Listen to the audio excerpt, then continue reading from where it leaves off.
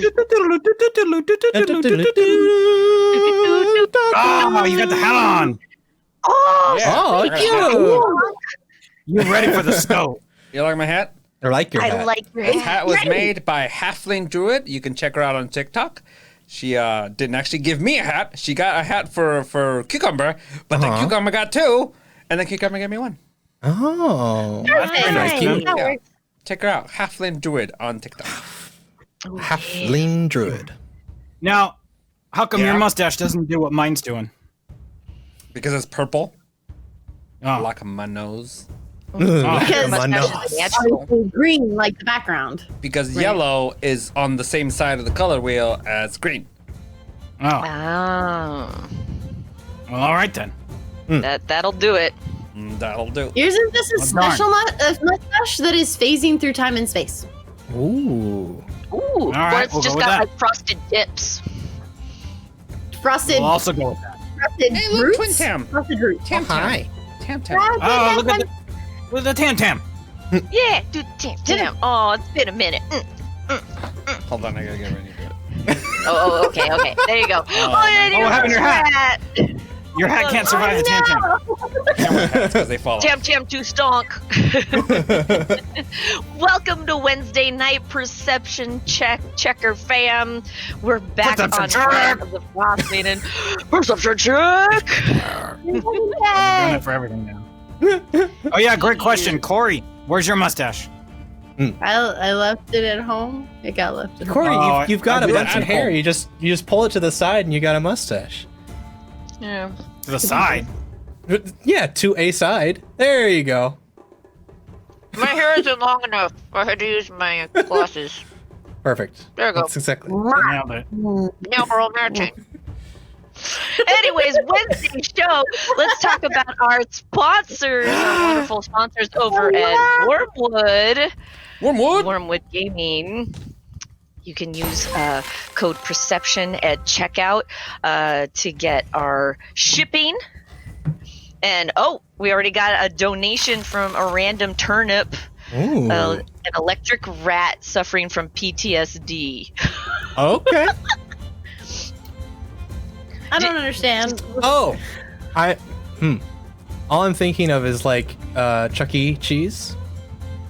Like the animatronic. Ah, That's all I can think of. like a mechanical Cyberman type rat. Okay. sure, Maybe. sure. Or Pikachu. Well, that's what we'll go with. Yeah, we'll go with that. Good call. And also our second sponsor of the evening, Norse Foundry, with fantastic dice, as well as our level up dice partners, the Diceomancer program.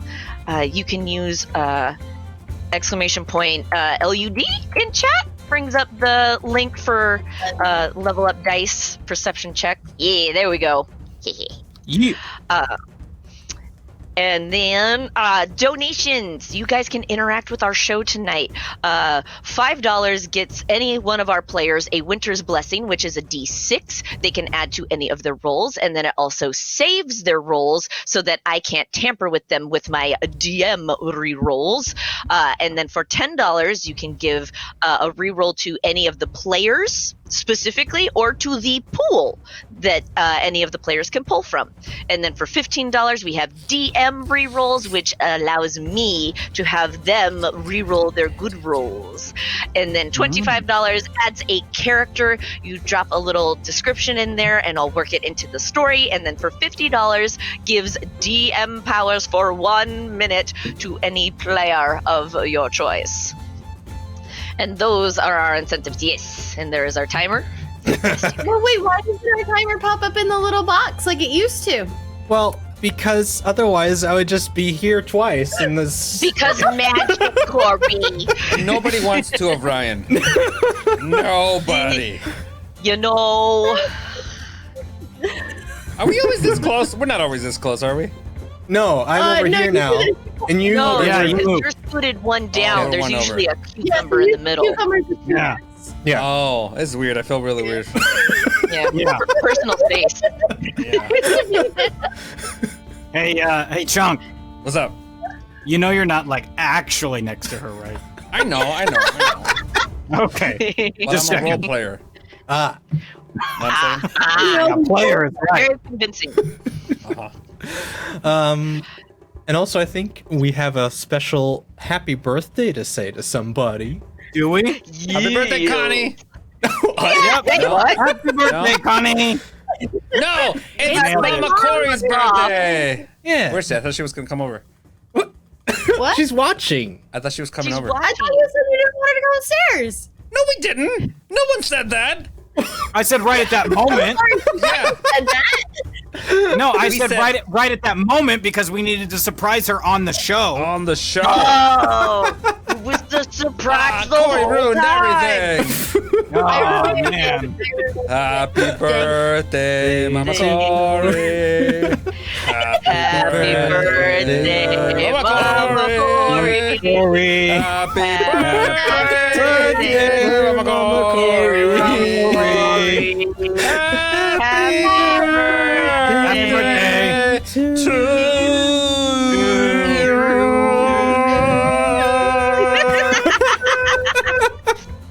Just, oh my god.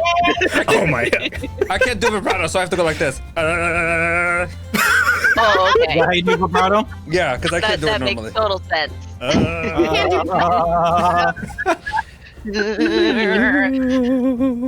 Happy birthday. Yay! Somebody in the chat. Happy 21st, Connie. Yep. Aw. She can finally drink. Yay! Just delete last week's episode. Anyway, speaking of last week's episode, previously on Perception Check, Kolra is in a petrified state with a vision of a Duergard warlord with a crystal crown and gauntlet, a dragon flying over 10 towns, and a spire in a sea of ice. He snaps to it in the wagon with Plaid before rushing off to meet the gang in their battle with newly resurrected undead Ice Sefik. As the fight with Sefik rages, the gang is joined by Crispin Glover in a panda costume and a gruff-looking man. Then Doctor Strange arrives and opens several wintry portals as they are joined by Richard Simmons, Manly Mutt, zombie cyborg Arrows, Anna's boyfriend Christopher, Diggs the Stimulating Check, Cerny Sanders, Bill S. Preston Esquire, Ted Theodore Logan, the Grim Reaper, Linda Carter Wonder Woman, Mr. Freeze, and Baron Carl Amadeus Mortu. Jeremy Piven also shows up, but he falls into a hole and dies unnoticed. Sefik freaks out and realizes that he is outnumbered. Fortunately for Sefik, another portal opens up and spirits him away. The danger to 10 towns has not ended, though, as a Duergard army has come to lay siege. Doctor Strange and the others go off to fight, except for Witch McDonald, Donald Rump, and his hostage, Cucumber's mom. This attack on the village will benefit them, yes. Barata slaps Rump, grabs Cucumber's mom, heals himself, and kills both Rump and Witch. Woohoo! Barata is gifted a dozen jade eggs, and for some reason suppositories 6 of them and swallows the other 6. Though it physically hurt watching that, a jade chicken shows up looking for its kids, at which point Barata poops out the 6 eggs and burps up the other 6.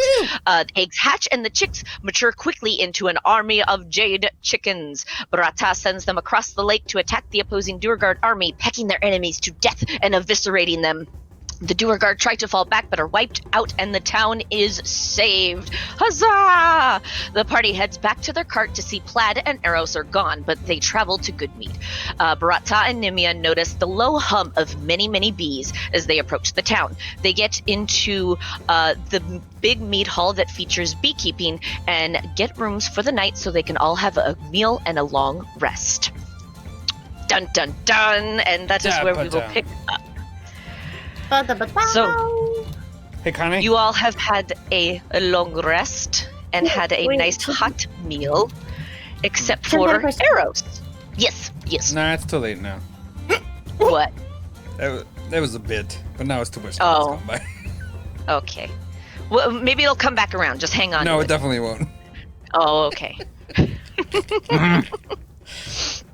All right. As you all come to consciousness, Kolra, Thruff, and Nimia, you all wake up to a very warm bedroom and a very full belly as Minnie, the blonde halfling, helped check you guys in and also get you guys some food late last night.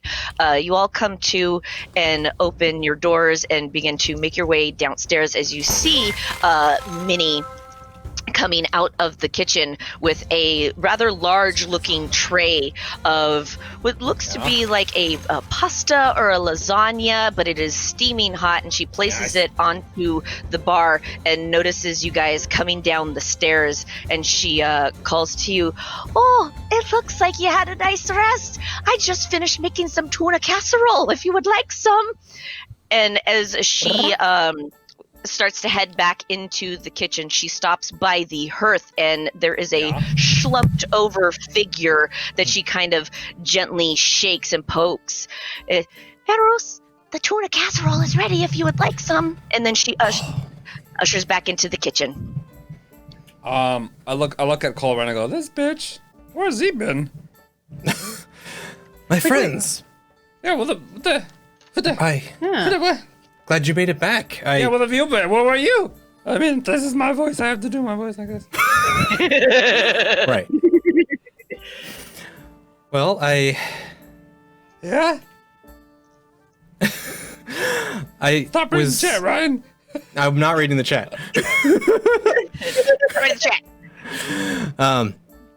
During the battle, I saw Plaid and his weasel get kidnapped by a Duergar, and I tracked them southwest towards the mountains. But when I came back, you guys were gone, so I just assumed that you had come back to Goodmead. Huh. It's a good assumption. Ha! Good assumption. I don't know if I trust this guy anymore. Why did you sleep on the hearth? There wasn't any rooms left.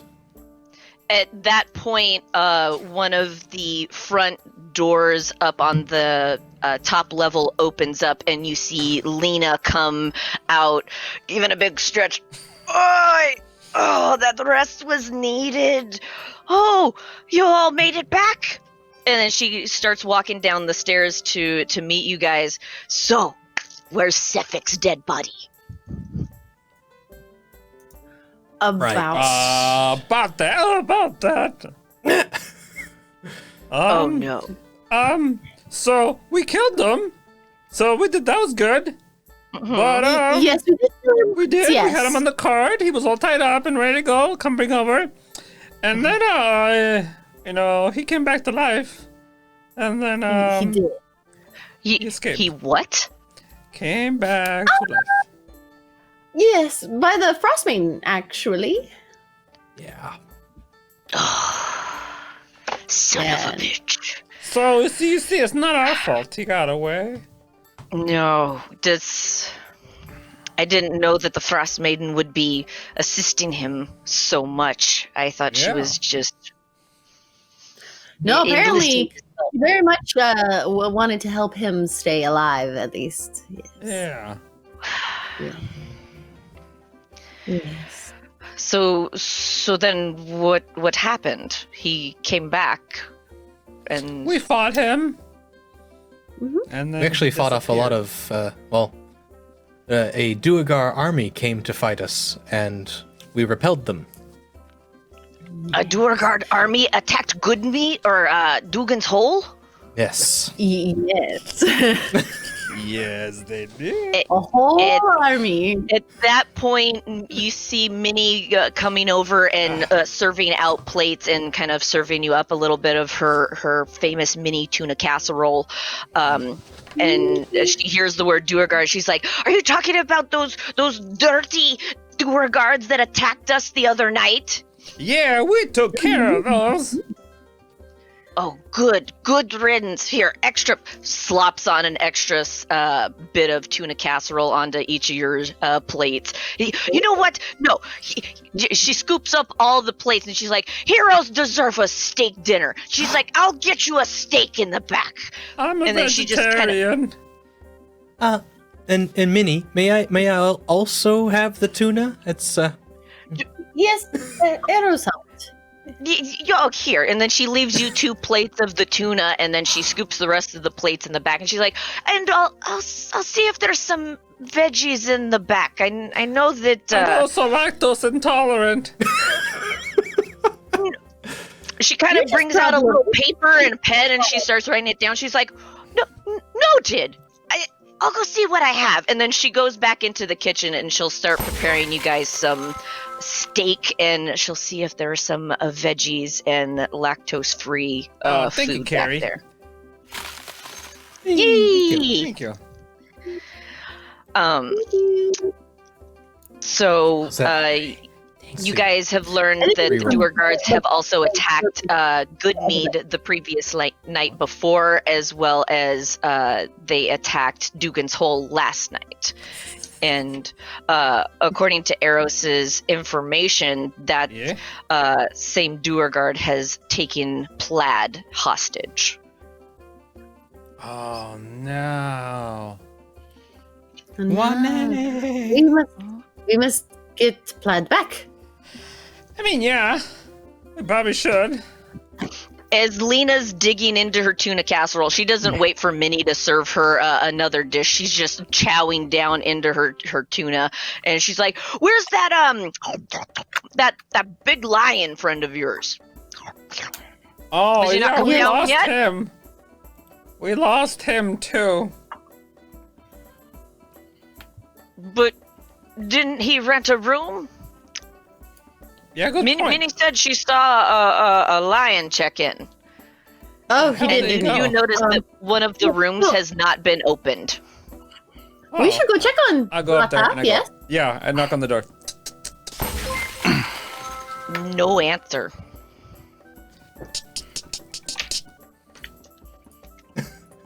Do you try the door? No, I'm still knocking again. I'm being polite. You get no response. Make a perception check. Ooh, she said it. Connie's too smart for me. She knew I was just gonna keep knocking. Alright. I got an 8. And mind you, I have a +5 to perception. Oh no! You keep knocking on the door, and after about a few minutes, you kind of figured that I don't think he's gonna answer the door, and you try the knob, and the door's open.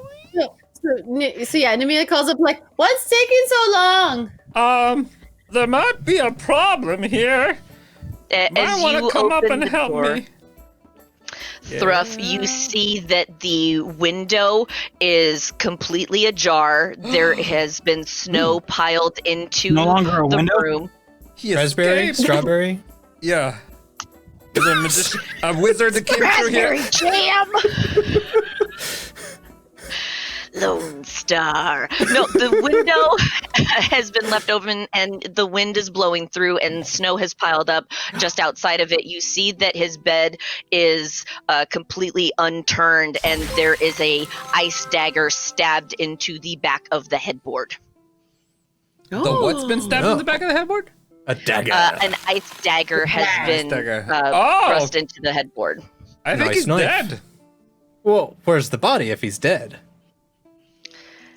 Make a perception check, Arrows, or investigation check, because you're kind of checking the room. Yeah. We all came up with it. Render Turnip just donated $25. A really, really small bee. Oh, really? So we have a really big small bee. It's a small bee. A big bee It that wants wants to see you, it wants to and be a your small friend. bee that wants to be your friend. Now Big someone bee just to needs to donate a locker bee. Boo.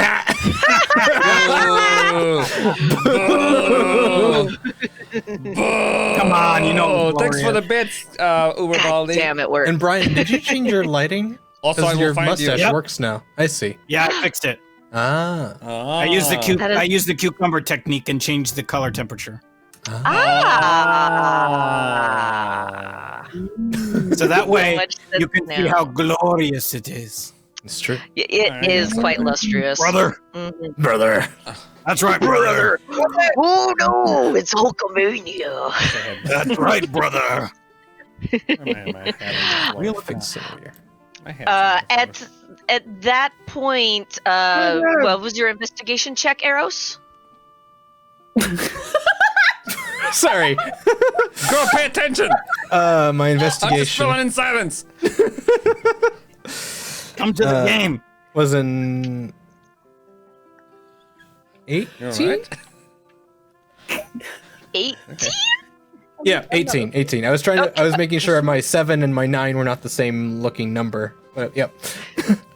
It's really difficult when the two people I'm going to pick on the most are on either side of me. I have to work out Yeah, so right? We make you work for it. They're not within striking distance anymore. You gotta extend a little bit. So with an 18, Eros, you take a look around the room. Nothing else is disturbed. There's no blood. There's no sign of a fight. Just his bed has been uncovered. So the sheets have been thrown off and the window is open. And actually, with an 18, as you go and kind of investigate the snow pile in front of the window, you do see that there are footprints. Two footprints. 2 sets of footprints? Or like the same person? Same person. Ah, I see. Got it. Yeah. And not paw prints like a lion person should be. Correct. Yes. Interesting. Okay. Yes.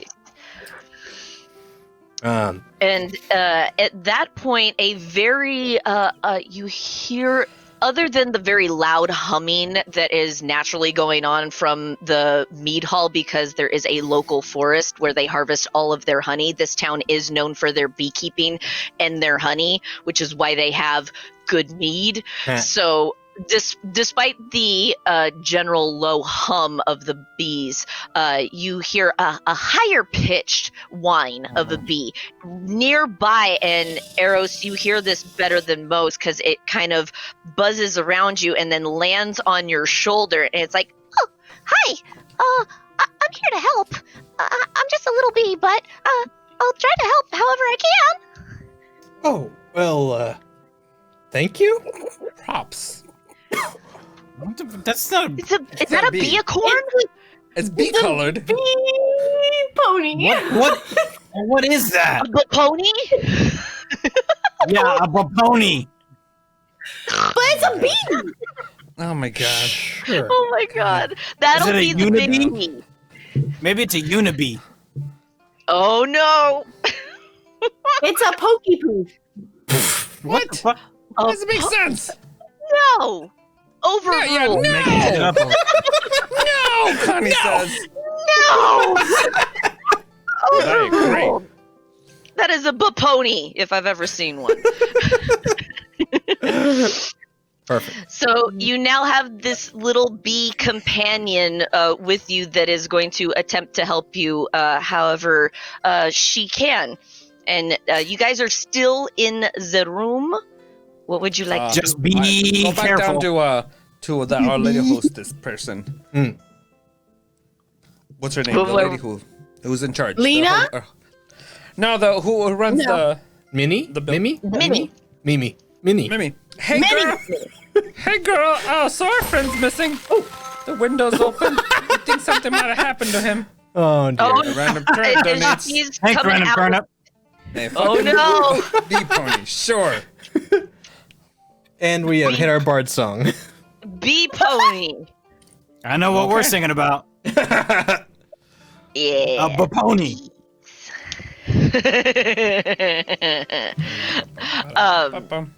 Yeah, so Minnie comes out with this huge tray of steaks, and she actually does find some salad trimmings. So there is kind of like a pile of lettuce as well as other little salad toppings for Thruff, and she puts it down on the table where Lena is still chowing into her tuna casserole. And Lena just kind of yells up, "Was probably Sapphic." Well, yeah, we think so. Paul, that's a good question. That's a good idea. Assumption? Assumption. That's Why was it probably Siphic? Yeah, that. Because he already hates us, and we tried to kill him. Character. Oh, Arsenal. Boo! Lena has several useful items stored away. Locker Nailed it. That's the joke. Thank you, That's the Arsenal. joke we all wanted. Nailed it. Is it? Yes.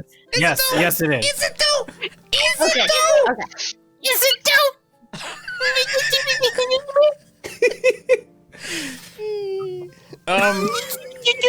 Maybe Mimi. I think we have an issue. I think I've been wanting a tour of your apiaries. Can we have a tour of your apiary? See what we Your can what? find? Apiary. What's that? The Uneducated beehive. fool. Beehive thing. It's the freaking where you keep the bees, homie. You ignorant fool! Idiot. God, people out there, listen. Do not be an art major, because this is what happens. This is what happens when you go to college and you become an art major. Yep. Hey, I got a degree in art. I look where you are now, Carney. You're playing D&D with a bunch of furry people. Yep. Congratulations. Worked out well for you. I'm also here. Damn it. Yeah. Yeah, we're both here, idiot. We're both here. As you yell down to Minnie asking if you can get a tour of the apiary, Lena, just full of tuna casserole in her mouth, I think we need to go have a little visit with our friend Zardarok Sunblight. He's the only one that knows where Ariel's hideout is. Who does? Come again? Zardarok. Zardarok. Okay. Zardarok. He's the local Duergard warlord. He's the one in charge of all the Duergards. Yeah. We're gonna go see a Drogar warlord? Well, we gotta find our friend, and then we go find the asshole dude we gotta kill. So I think that's the best we can do. Lena! Yeah?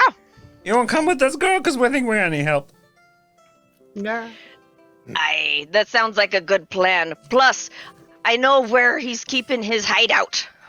Oh, good. Yay! He keeps it somewhere. What was that?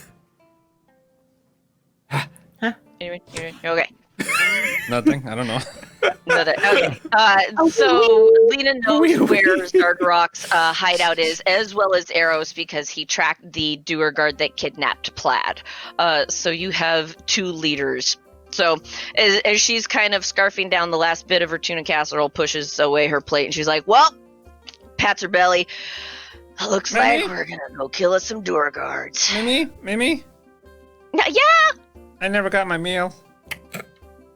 Your salad's down here, hon. Oh, okay. Walk down. I pick up my salad and I stuff it into one of my little pockets. I was like, I guess I'll have to eat this later. No time for salad now. And she's like, oh, you really shouldn't eat and run. I hear that might give you some indigestion later. And Lena's like, yeah, go ahead and eat. I mean, oh, okay. They're not going anywhere. I take my pouch and I shake it on top of the table. And I have to push it inside out because it's like, there's all salad dressing all stuck in the inside. Oh, no. I lick the inside of the bag. Oh, Do it slower. And I just eat my salad. Oh, God. She hands you a little rag. She's like, I got another head of cabbage back there. I'm good.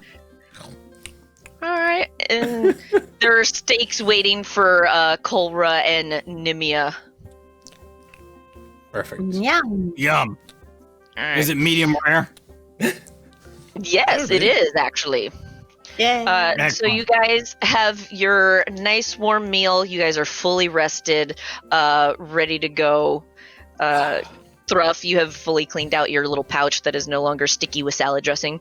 Nice. And y'all head with my towards the spine of the world. Why is it called that? It is called the spine of the world because it sections off this north part from the rest of the Feywild. Oh. Whoa. Oh. Is there anything specific there that sections it off? Thank you. Thank you. They call me This is Judge. the crew that we've sent to kill the warlord. Yeah, the best you could find. Wait, we're gonna kill him? I thought we were just gonna ask him questions. Both. A little this, a little that. We'll see what happens. Yeah. Okay. But as you guys are packing up your wagon, Yeah. And Lena actually has her own set of sled dogs. So she has 4 of them, and she has her own little sled as well. And she says, I'll ride alongside you. I don't want to take another space for you in the wagon. Plus, I like my doggos. She kind of gives them all a little pat and gives them all a little bit of her steak. As Minnie kind of sends off a little treat for the pupperinos. And at that point, as you guys are loading up, you notice this very large kind of dot coming from around the meadery, and it's getting bigger and bigger as it's approaching you, and you can see that it is a very large, rotund bumblebee, but he almost kind of looks drunk a little bit. Oh, what's his name? Yeah, and he's kind of bobbing and weaving between you guys, and he's like, I'm gonna fight. I'm gonna sting one of you. I'm gonna sting. And he's trying to sting one of you, but he's just drunk because he's a big bumblebee. That makes sense. Mr. Bumble, I don't believe you're able to hurt any of us. Did you all come here and say that to my stinger? And he just wide shot tries to sting at you but misses. I look over to the little itty bitty bee on my shoulder. I'm like, can you talk to him or something? He seems really upset. Sure thing. She kind of goes over and she's hovering in front of the big bee. She's like, hey, pull yourselves together. You're better than this. We're bees. And then he's like, but I'm here to sting. I'm here to do one thing, is sting. She's like, no, you have a bigger purpose than this. We can make good meat together. Come on. And she slaps him with her little wing. I do think that we gotta find more opportunities where Connie just talks to herself. I mean, I'm about to make some popcorn here in a second. This is great.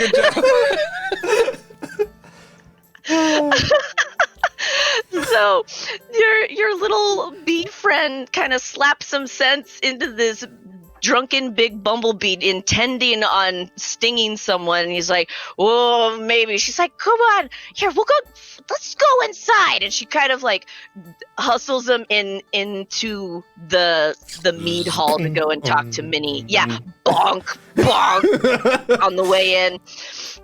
And then as he kind of makes his way into the mead, you see the little bee come back around, and you could almost swear that you see a little wing waving at you. Oh. At that point, you load up your wagon. Lena hitches up her doggos, and y'all are about ready to take off towards the spine of the world.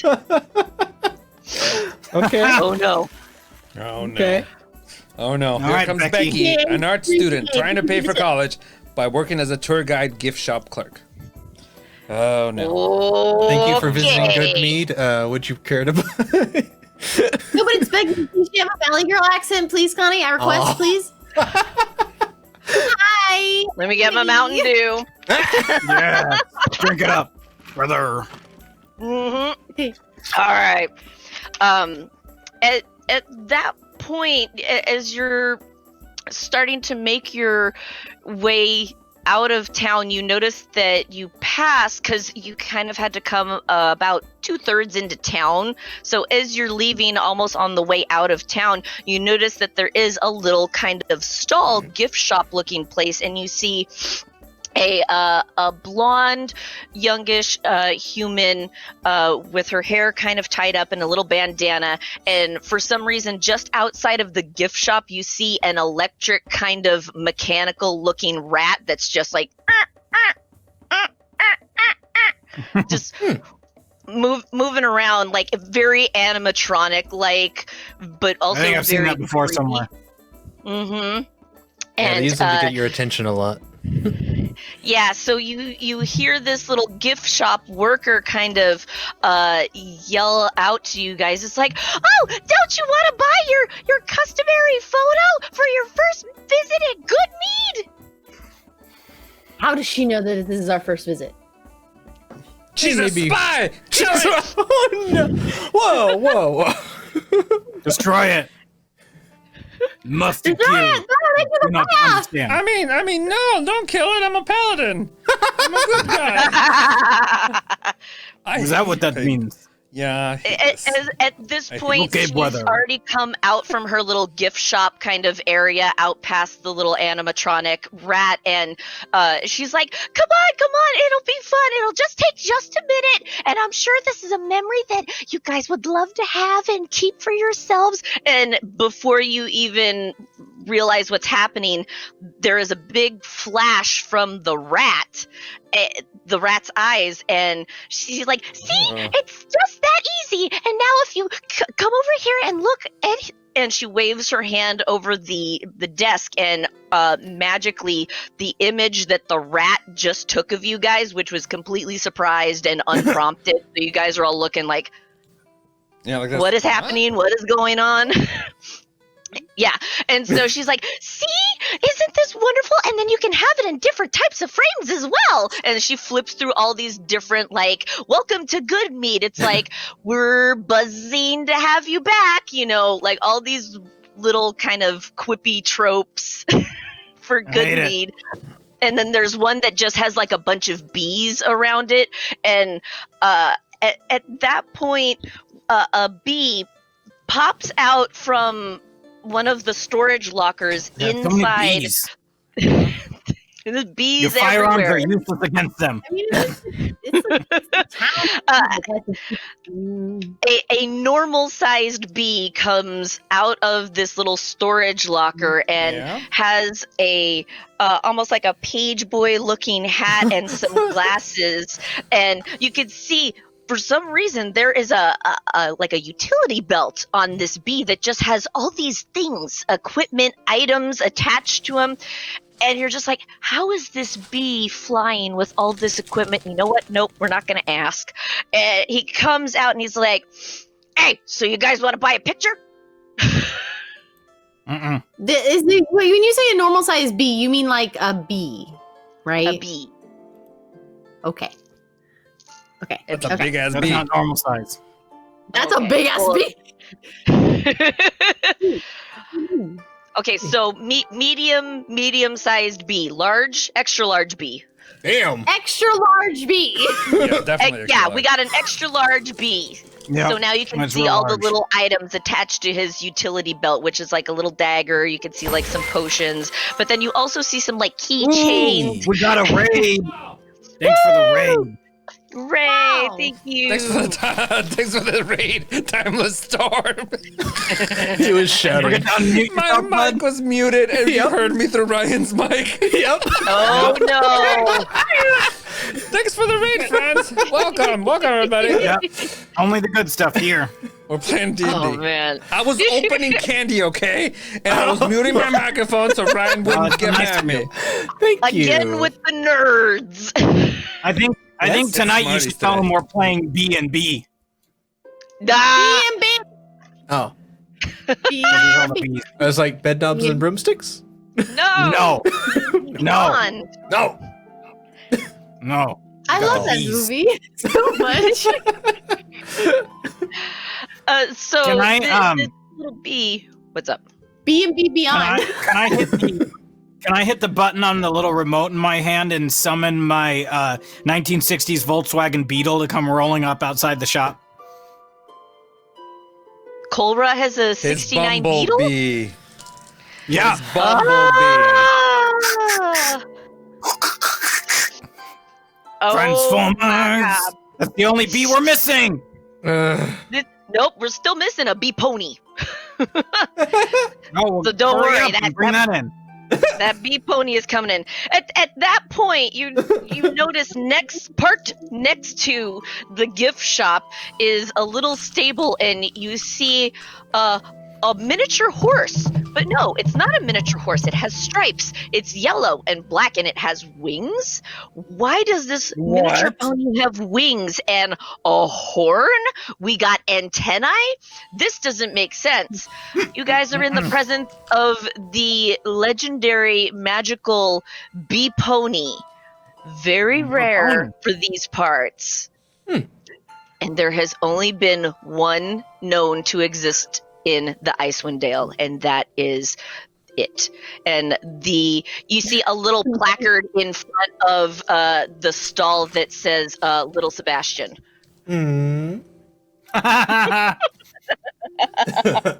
How many gold or how many silver to take a photo with little Sebastian there? Oh, Little Sebastian, he's one of our biggest hits here. Everybody loves him. And then you just kind of hear like absolutely. It's like, Lockerbie photo with Little Sebastian. He's like, all right, I got it. You see Lockerbie, a little that's a weird tiny name camera. Belt. On this extra large B, you see a little photo camera come out and be like, all right, well, if you want to take a picture, you gotta go stand by him. All right, let's get this over with because we got a lot of stuff to do today. I mean, let's do this now because we got a lot of stuff to. If we gotta have a character voice. It's like, all right, are you guys ready? Let's do this in 1, 2, and 3. Click. And then you see the photo magically, arcanely appear onto the little stall, and Becky looks up and she's like, oh, well, that's a great photo. You have to buy that one. And here, check it out with the bee frame. And she swipes over and you see the bee frame. So there's like 2 beehives at the bottom and then little bees coming up and buzzing around, making a little frame. And it actually is really cute. Oh, and this one really brings out your eyes, Cora. I bought one. Hey, can I have one, please? Thanks. Wait, how much is it? Oh, yeah, absolutely. Wait, how much is it? Thank you so much. This will totally help me get through art school. Oh, man, it's been real rough these past couple months, you know. Okay, answer me especially a with question first. Yes. Do you know what an apiary is? Oh, of course. It's a place where we take care of all the bees. I mean, good. Good, carry on. What place doesn't know how to take care of bees, right? Yeah. Another donation. Thank you, Arsenal. A new character, a bee that possesses a great degree of humility. A bumblebee. No, humblebee. Bumblebee. You screwed up the joke, idiot. Oh, I get the joke now. Now that I'm chewing it up, it makes sense. It sounds like you're chewing on candy when you're not chewing on candy. No, I'm not chewing on candy.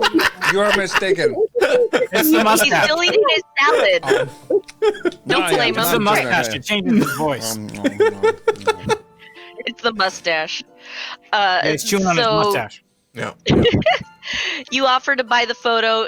Becky tells you that it is 3 silver pieces for 1 photo. If you would like to buy more, that you can purchase It's them. a little pricey, but you know, I get it. I give her the 3 pieces. I'm only buying mine. I'm only gonna buy one for me. If they want one, they can buy themselves one. You can just take copies at home. Thomas Warden says, "Where's the 3rd Muppet? The green one. He's dead. We ate him. He's dead. We ate him. Dead. What are you gonna do? What are you gonna do? Both answers.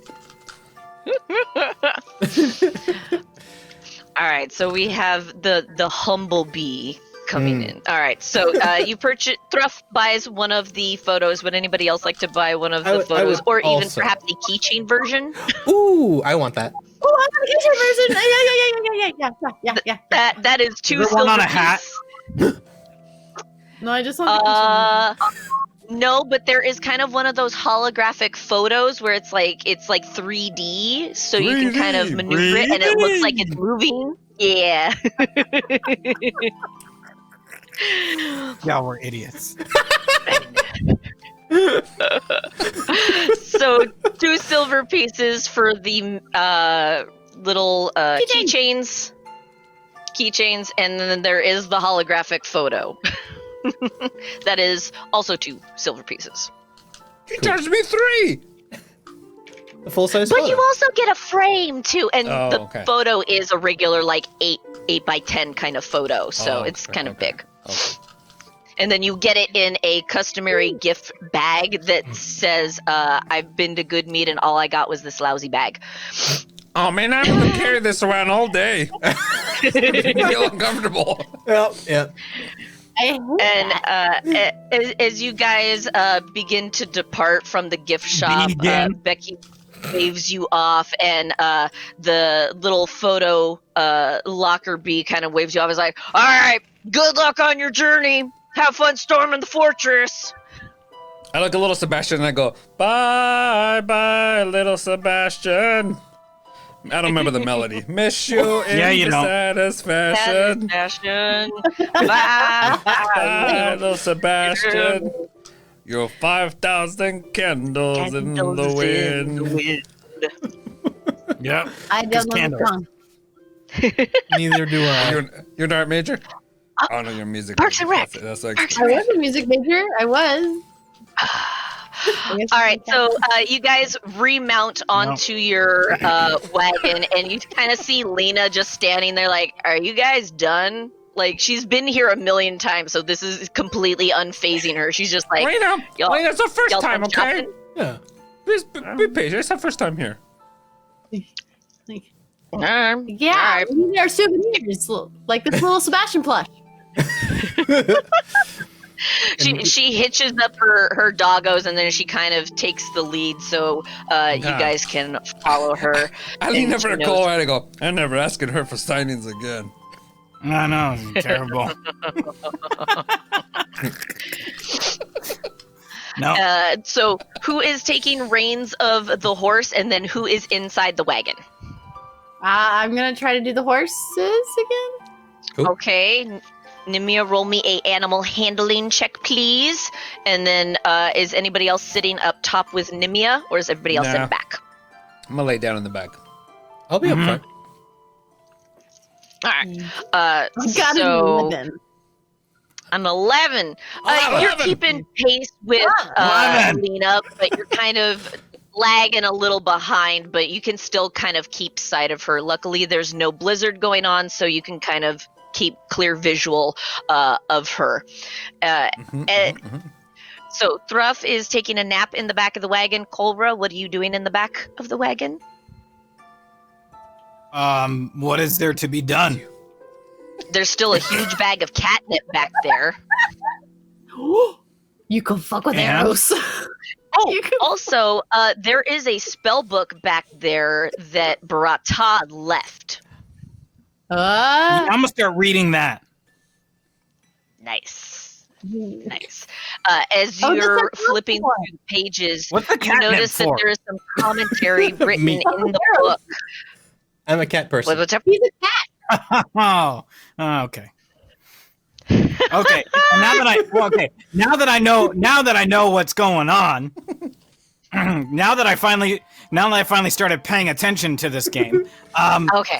I'm going to grab bits of catnip and toss it just behind Arrows, but to a place where he can smell it but can't find it in the wagon, just to drive him crazy while I'm reading the spell book.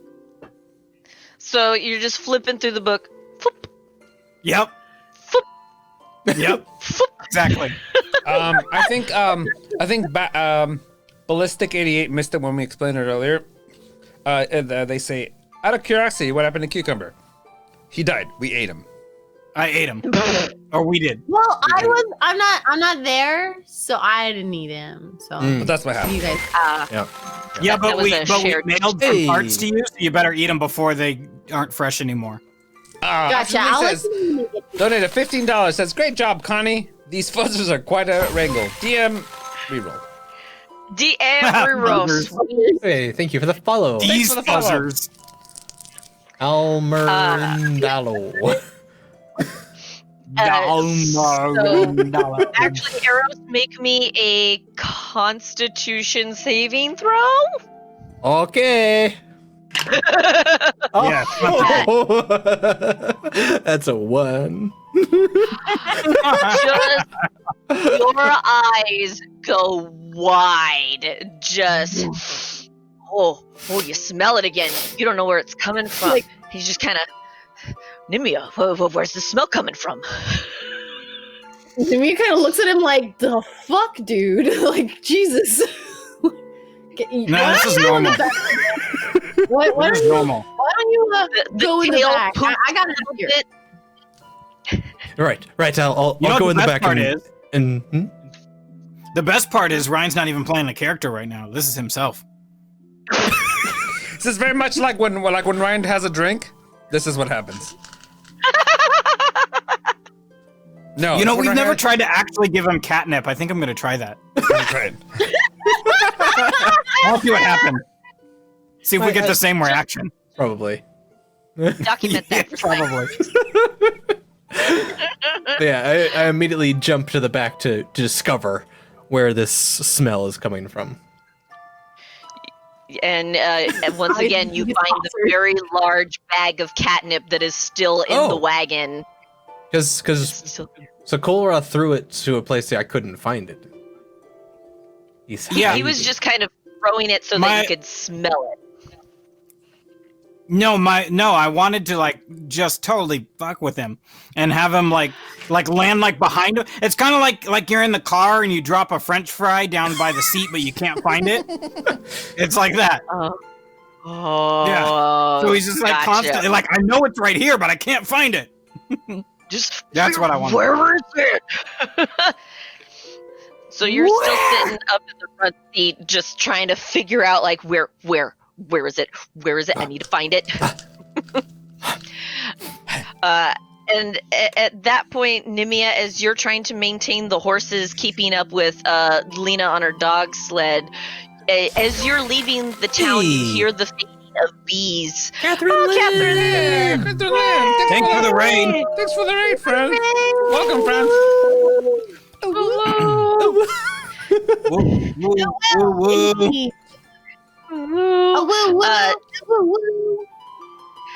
Nimia, as you hear the fading of bees, as you're leaving Goodmead, you still notice that there is the sound of one bee that is still remaining consistent, and it's nearby, and it's keeping its pace with you. And as you kind of look over to the side, there's one bee that's riding along with you, keeping up, which is faster than what a normal bee would be. A normal bee would be. Normal bees are normal bees. And this is the humble bee. As he's flying next to you, he's just like, "Hey, I'm gonna keep you in check. I'll be flying right next to you." Would you like to perch? It's you can just ride with us, Mr. Humblebee. No, it's okay. It's I need to stretch out my wings a little bit anyway, so I'll just be flying alongside you. Just remember, I'm right here with you. Oh. God, you look so strong to be able to fly that long. As Thruff kind of pops his head through the wagon to notice Nimia talking to this bee flying alongside her on the opposite side of her from Eros, you just kind of see the bee yeah, it kind of comes with the job here. It's you live in one of the beehives, you either got to be strong or, you become one of the little hives. God, you're very good be looking strong as well. or be calm. Be nothing. So the little humblebee is now accompanying you on your journey and flying alongside your wagon. Perfect. You guys take about 4 hours to get to the mountain range known as the Spine of the World, and you see this large snowy mountain range kind of creep up, start as a little hillside and then progressively get bigger and bigger. Yes, Kolra? How much of the spell book did I read in that 4 hours? You actually learned 2 new spells. Yes. I don't know if you already have these, but you learned Hold Person, and you learned Eldridge Blast. Nice. Yes, please. I know Aura does stuff with that on the other show, so I can't wait to use it here. Yeah, Eldridge Blast is OP. Eldridge You're going to like Blast. that one. So those are the 2 new spells that you were able to learn by flipping through Bharata's book in that 4-hour period hanging out in the back. So you guys are approaching the mountain range, and you notice that it actually has gotten darker because it has taken so long to get to the mountain range, and the days are so short it's getting almost dusk and twilight.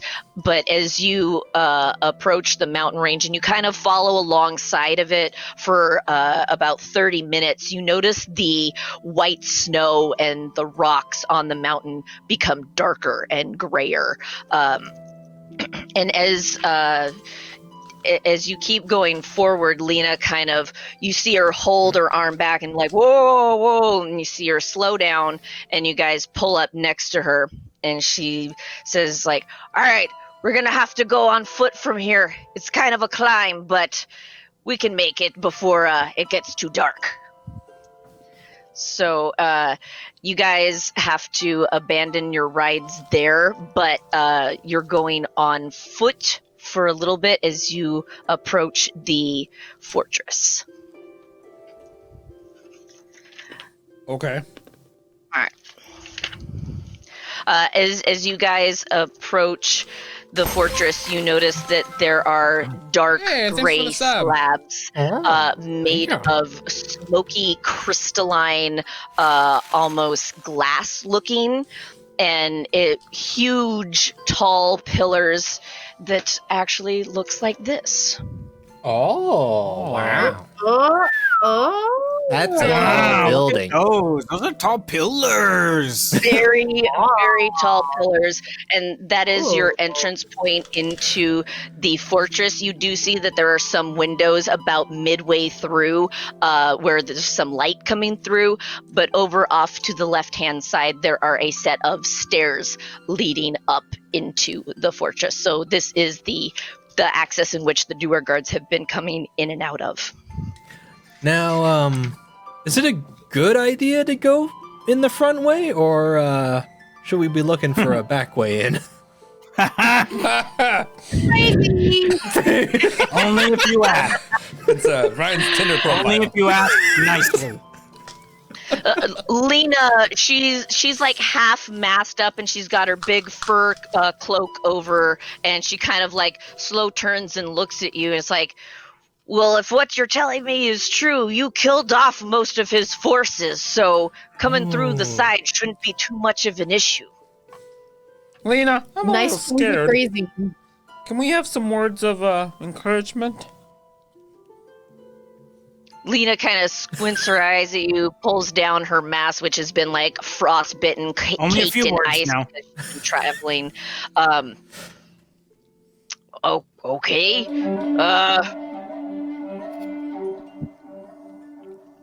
Nimia plays this. Plays the on her pan flute. Yes.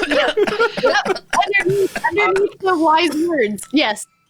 All right, heroes. This is Woo, this is it. We gotta take care of Zardarok if we want to go rescue your friend Barata. He's the only one that knows where Ariel's hideout is, and if Sefik has him, he's at Ariel's abode. So let's see if we can ascertain this location from him. If he lives, there's one less Duergar in the world, am I right? Alright, let's go do this. Lena, You're right. Lena, I gotta say, that wasn't very encouraging. That was mostly facts that you just stated. Well, you have a very nice mustache today, Thruff. Yeah, thank you. I was looking for more of a Braveheart situation here. Like they will never take our freedom or something. Yeah. Well, nowhere. Let's just go. Let's just go. Say something about our freedom and that they're never gonna take it, and we'll be awesome. Go. They will never take our freedom. Yeah. No, okay. Yeah. Now let's go climb some stairs. Stairs. Calisthenics. Yeah. All right, let's do this, heroes. And then she grabs her battle axe off her back, so now she's carrying it as you guys are ascending the icy stairs. Everyone, please make me a general dexterity check. General dexterity check. I don't see general dexterity on my sheet. General dexterity. General dexterity. I rolled. Ooh! I rolled a natural 20. Nice. Suck it. So not a I dex rolled a save. natural A dex 6. save? Can I use my dex save or just no? I can't. No, that's not Just general dex. regular dexterity, yeah. Just plain dex. Plain dex. 13. What'd you get? 13. We got 13, we got a 6, we got a 20. Eros, what did you get? I got a. Oh. I, I got a. You got What does that translate to from? It's a simple number, Ryan. Yeah, just one. Just say it. I was making sure that I could re-roll this, because I got a 5. No, I didn't. I got 4, 7. I got a 7. But Which is it? What number? But I was looking to see, and I have feline agility, but it doesn't help me in this circumstance Why not? What's a because it's only Oh, there we go. 2 more songs. You mean feline? Oh wait, I have cat claws. I have a climbing speed of 20 feet. Oh, that should help. Woo! Yeah. That should help. I have a climb Should. speed. Keyword. So Thruff and Nimia, you guys seem to ascend the stairs no problem. Kolra, you begin to slip, but luckily Lena is behind you and she's like, "Oh, whoa there, buddy." She kind of pushes you back up so that you don't fall back. And then Thank you. Eros, you're kind of Whoever she is. closing up the rear on the line, so you begin Close to up that rear. in the marching order. So as you guys are about to plateau into this little flat open area going into the fortress, Eros, you almost slip, but you're able to cat claw yourself onto like the edge and the stone archway and catch yourself with your claws, and you're like, okay, pull yourself up and you're good. And you're good. Yes, Kolra. Reed H wants to know if you climb like a cat where they can't figure out how to get back down. And I'm like, just Yeah, go! You'll land on your feet, you're a cat. You'll be That's fine. what I said. All right, so you guys have made it to the plateau area, and you notice that there are 2 braziers lit with a large kind of crystalline smoky door, but you can't see past it, and it is reinforced with iron. And you see that there is a small window with a shadowy figure in it. Mm-hmm. Mm-hmm. I'm just Corey, gonna can you roll not to disturb see the if this, game? Connie's trying to Yeah. say things. God. Yeah, and you're slurping it so loud, Connie can't Meat bags, huh? Meat bags. Say thing. Meat bags. So you see this shadowy figure in this open window that is kind of looking out towards the door. You can see that is kind of like a watch window. Everyone make me perception checks. All right. Poof, I'm your gonna perception check. percept. I have a 20. A dirty 20. I have an 18. I got a 14. 6. 6. Eros is still a little bit kerfuffled from almost falling, so his fur is kind of standing on end, so he's not really paying attention, kind of just trying to be careful. You know, like when they kind of fluff up and then they just kind of hop along? That's what's happening. Ryan knows Eros exactly how to do that. Cats are distracted. Creepy. It's uncanny. Yep.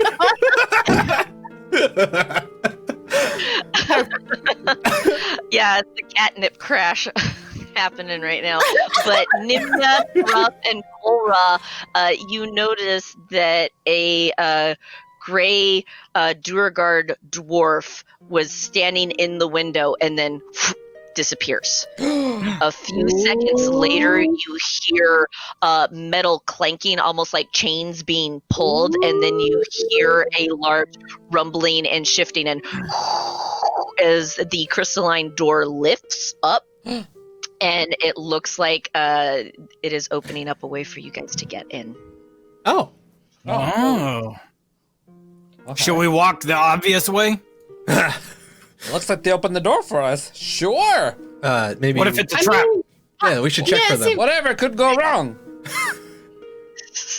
Probably nothing. Let's go. Probably nothing. I mean, if they already know we're here. Can I do an insight check on the door opening?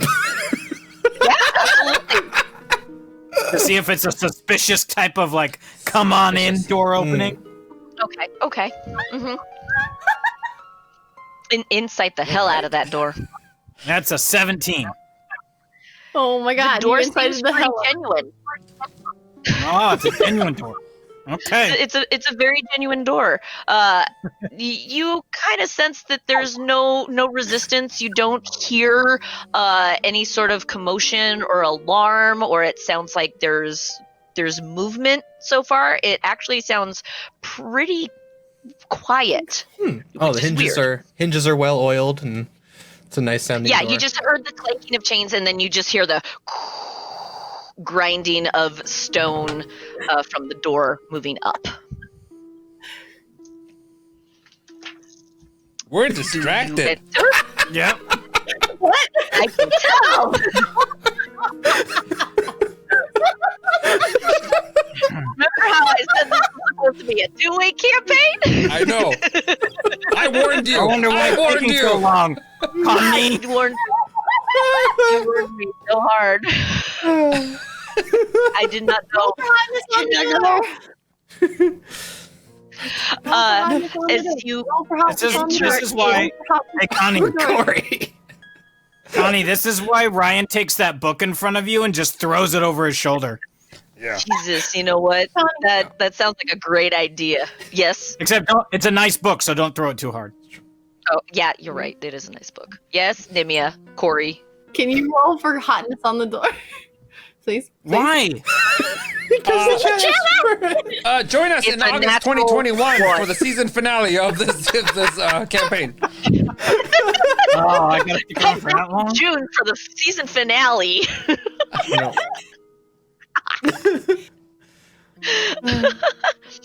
The door. Well, how hot is the The door? door. Door is a door.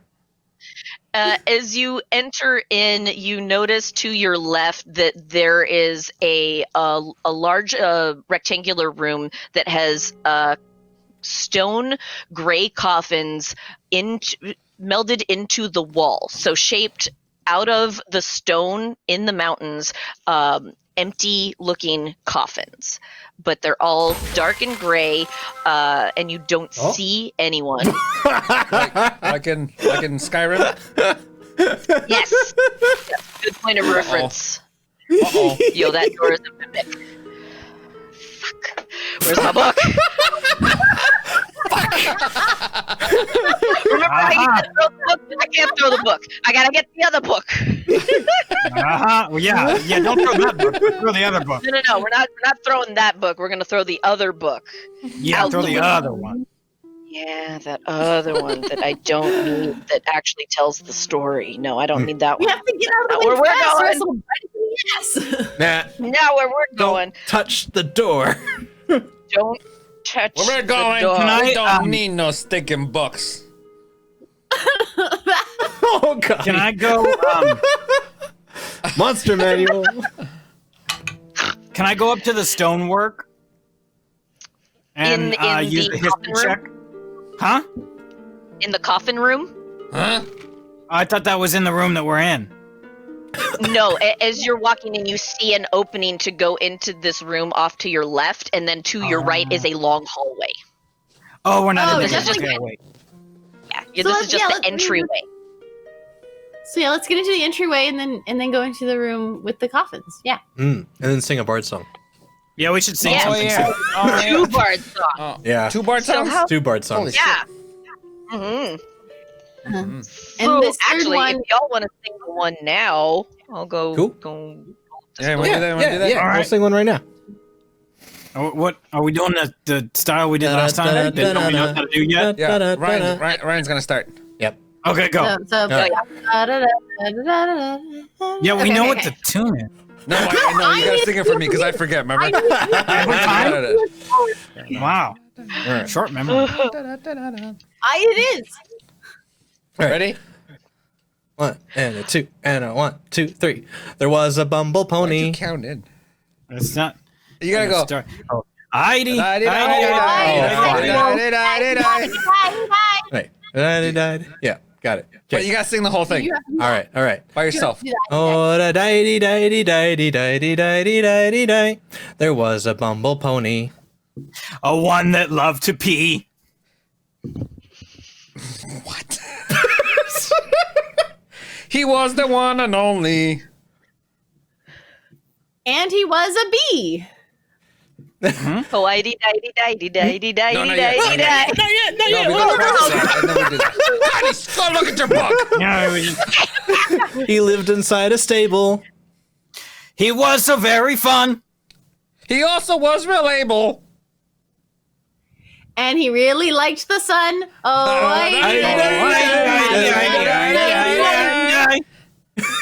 Oh man, that was actually pretty good. Yeah. Keep going, Ryan. You know why? Why? Because Cucumber wasn't here. Yeah.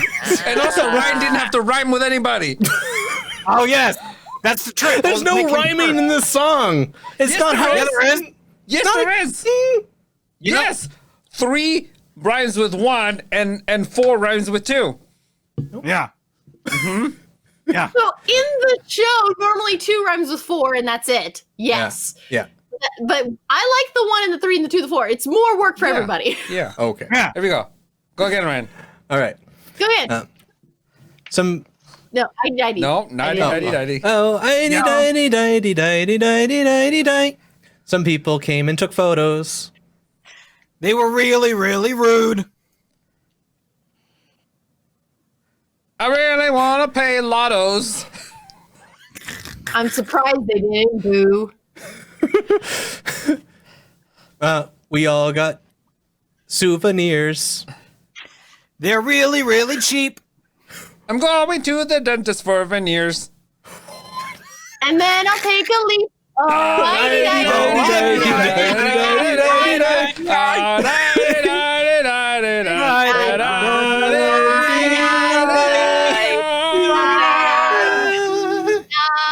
Words you're making me rhyme with.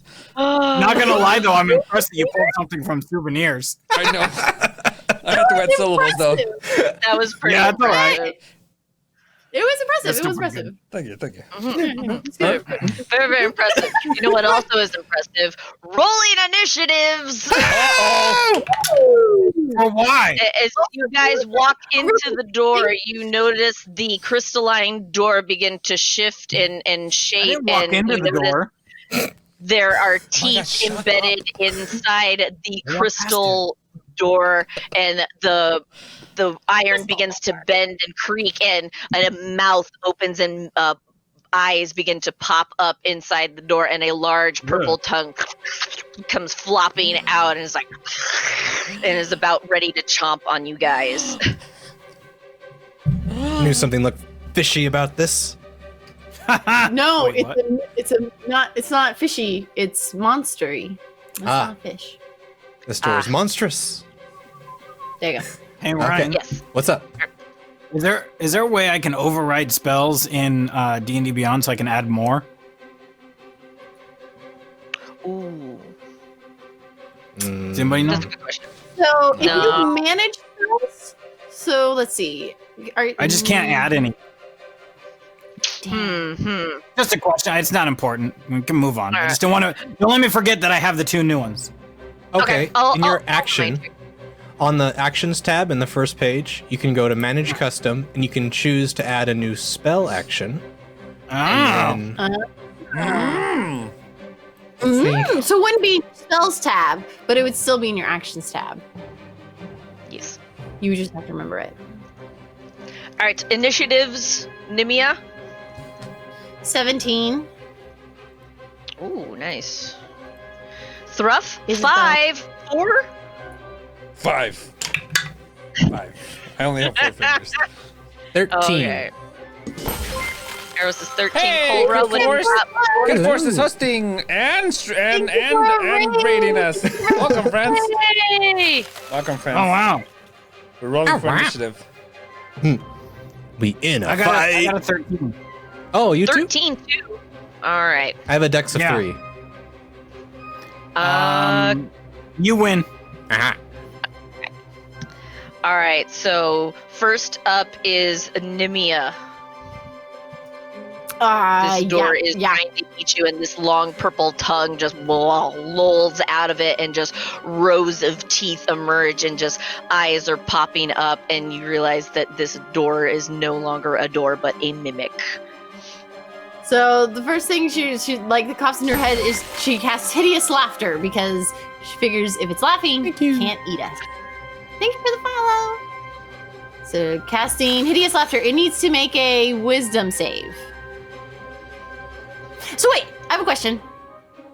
Yes. Because I don't want to do this if this won't like work. But so if it doesn't succeed on the wisdom save, it falls prone and becomes incapacitated. It is immune to being prone, so Okay. So It'll then can I just- change my mind? Can I change my mind? sure. Thank you. Yes. Then I'm gonna cast Dissonant Whispers instead. Okay. And what kind of save is that? It's still a wisdom save. Still with- whispers. Yes. Now I get to re-roll. Chef kiss. We got a natural 20. Wow. Wow. On a failed Which is a save, smart on a successful door. save, it takes half damage. So Okay. Half damage. 10 damage. 10 psychic damage. 10 Hey, Scar. psychic damage. T-Score's like, that's a pretty smart door. It is That's actually. a pretty wise door. Surprisingly. All right, Eros, you are up. Colra, Ooh. you are on deck. All right. I am going to throw a dart at it. Okay. All right. Yeah, okay. That's a 23 to hit. That hits. Cool. All right, so that will be 5 points of piercing damage. Cool. 5 5 piercing. And yeah, that's good for me. And how far away am I from it right now, would you say? You guys barely made it in like 10 feet, so it's still pretty close, almost within melee range. Got it. Okay. Mhm. Well, I'm guessing the door can't really get to me, so I will just back up out of range of its melee. Okay. Come on, camera. There you go. All right, Colra, you are up. I'm gonna try out the new Eldridge Blast on it. Nice. Eldritch All Blast. And that's So a I roll get- to hit. I get 2 blasts. Okay. The first one is a 13 to hit, and the second one's a 14 to hit. Both of them hit. Woo! All right. And the damage is 11 force damages. 11! 11! Force 11! Nice. All right. Now, what kind of damage was that? Piercing or Force. force damage? Thank you. Okay. Force Like a damage. All right. And then is that your action? That's it. That's all I can do. Okie dokie. All right. Thruff, you are up. I grab my battle axe and I hold it up in the air, and you hear, "You're going down!" as I come striking down on it. And I go, Your I'm yelling bones are- timber. I have 2 actions. I'm gonna go down and then scoop back up and go. Nice. 2 attacks. Oh, the good Nice. old down scoop up. Nice. Yeah. Yeah. Down, scoop it. Then scoop up. Down, That is a 16 and a 13. Both of them hit. Yes. Roll that beautiful bone saw damage. That's 9. Brother. Brother. Let's go, Bonesaw. 9 and 7.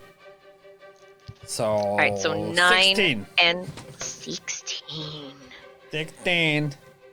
Wunderbar. Wunderbar. All right, and now is Lena's turn. Oh, she misses with her battle axe. She's actually kind of taken aback, not expecting the door to attack her, so she kind of panicked and whips on her first hit. Nimia, you are back up. Oh, actually, no, just kidding. The Mimic. It's the Mimic's turn, sorry. Mimic. Mimic.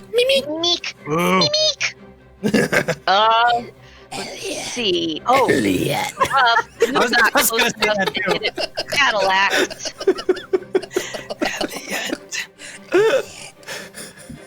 So it's gonna bite at Thruff with a 19 to hit. Whoa! Oh no, Thruff. What?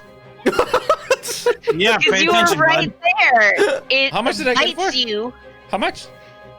I'm gonna tell you right now. It it hits you for You're 8 dead. piercing damage and 4 acid. Oh. Oh. Did you Wow. roll higher than 18, Connie? That was not. I mean, that was. Yeah. Yeah. Okay. Makes me nervous that you didn't tell me an extra number. What? It was a 19 to hit, and then I rolled okay. an 8, which was max damage, and then Oh, plus dang. 4 acid.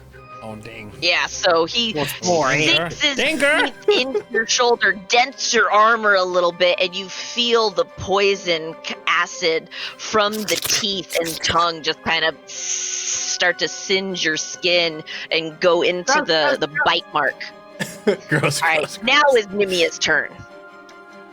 I'm gonna cast Vicious Mockery at it. It doesn't have feelings. All right. Nimia, I'm gonna make it have Nimia, it Huh? doesn't have feelings. I'm gonna make it have feeling. Wisdom save again. Nimia. By the way, I don't feel bad about this one because I don't believe it has bad feelings. You don't know. You're not a mimic. Nimia. You don't know if it has.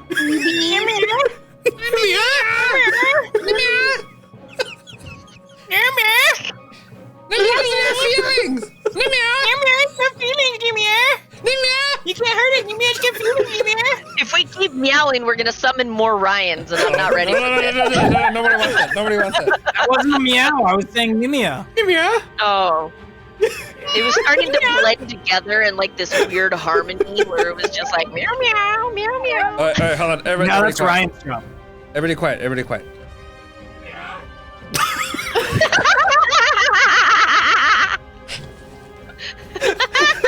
I wonder if our neighbors are wondering what's happening. Wow.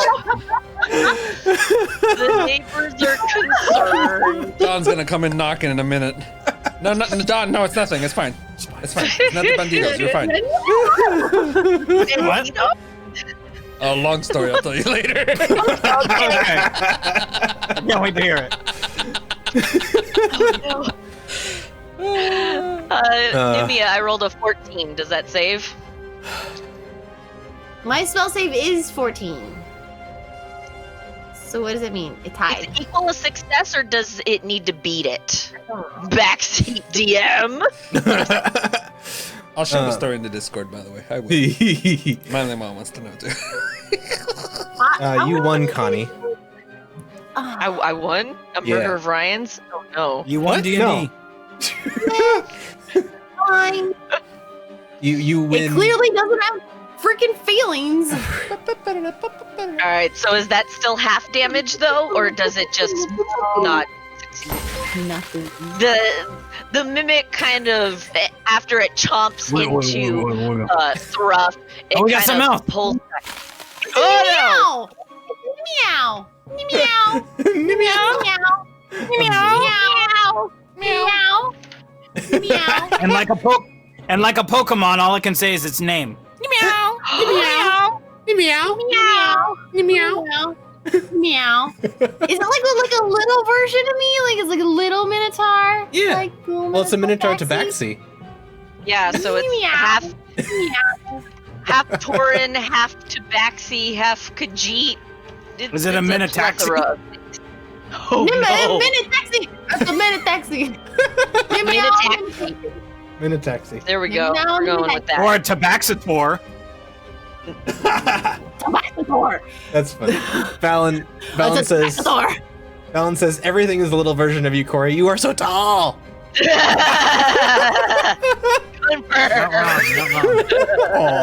I thought I was big In a until I good met way. Corey. In a good way. In like Storm My Village kind of good way. Yeah. In like you can always get the tall things off the shelf for me. Yeah. And like so many people at the grocery store say, "Excuse me, do you mind?" I was like, "What do you need me to get?" And they're like, "How do you know?" I'm like, "You're just like I know." Like the only reason you're talking to me.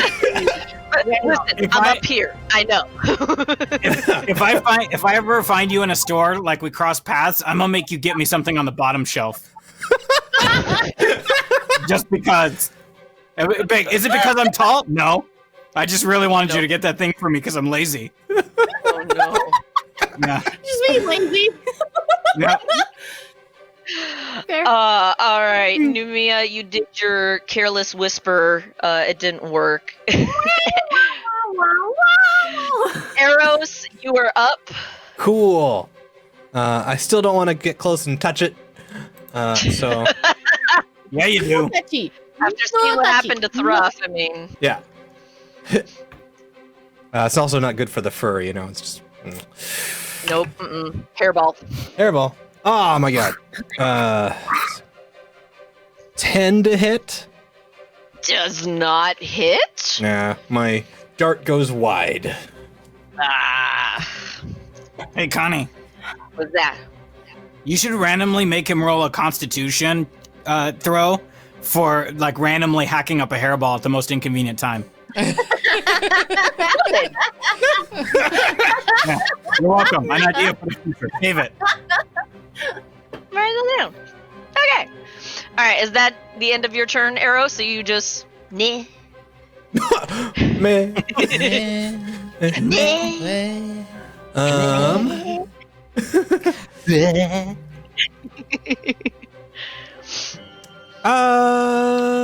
What else you got, kitty cat? I guess I can. I'll spend a key point to do a flurry of blows. Why not? Yeah. Yeah, flurry. Give me a flurry, bitch. I'm getting frustrated now, and I just like no, blah, blah, blah. So yeah. All right, first hit is a 17, Good. and then the other one's a 14. Ooh, thanks for the Good raid. Okay, Oh, okay. thanks for the Hey, raid, thank TPK. you. Hey. Hey, friends. Oh, the Welcome. raid. We're playing D&D. Is that what we're doing? Well, Yeah, trying. we're fighting a mimic. Pretty classic. Oh, if you want me. that sounds pretty D&D to me. So 17 bludgeoning damage altogether. Holy shit! Whoa, look at you. Look at you. Hey, at you with your Carter, flurry thanks of for the- blows. Thanks for the sub. How do you Oh, yeah, want to kill this door? Oh no! It's D&D. We kill things. Apparently. It's true. You have to kill this door. So as Thruff is being munched on by the door, I throw a dart at it, seeing that I go wide. I immediately just rush up, and I punch where I believe the gut of the mimics is in the door, and seeing it kind of like cough up Thruff. I then punch it into its throat and just make it cough itself to death. It kind of coughs and dies on its own acid spittle as its tongue just lolls out to the side of its mouth, and you can see all the little eyeballs on the head just kind of roll back into its head and just blah, dead. Nailed it. Nice work. Thank you. Easy lemon squeezy. As you guys make it further into the hallway, you notice that there are jail cells or prison cells as you're making your way down the hallway, and you see a variety of different monsters and creatures stuck in these cages. You see a large Umber Hulk. You see an Umber Hulk, where a muscular monstrosity where it's just bulbous and it's slumped over, no distinct features, so it's almost like a muscular lumpy blob, but it is huge and hulking, and it is just rippling with muscles. And then in another cell you see what looks to be almost like a humanoid mushroom spore. So you see a large mushroom head that is violent green and purple, and you don't see any eyes, but you do see a mouth open up, and as it opens up, it drips this green viscous material from its mouth, and it kind of spills out onto Is he itself. whispering the princess is another castle to himself? He can't make out any words, but he's just, and you can we see make this out? green viscous material all over its body. And then in the third cell, as you keep heading down, you just hear a meow, meow. As you look into that cell, you see in the shadows, you see a half torso tabaxi feline with a bottom half of a minotaur standing on two hooven feet. Wait, is a tabaxi minotaur? Yep. Mhm. That's cool. So it's a bird. Where have you been? We just did this. I'm just listening. I'm It's just meow. repeating so that I know.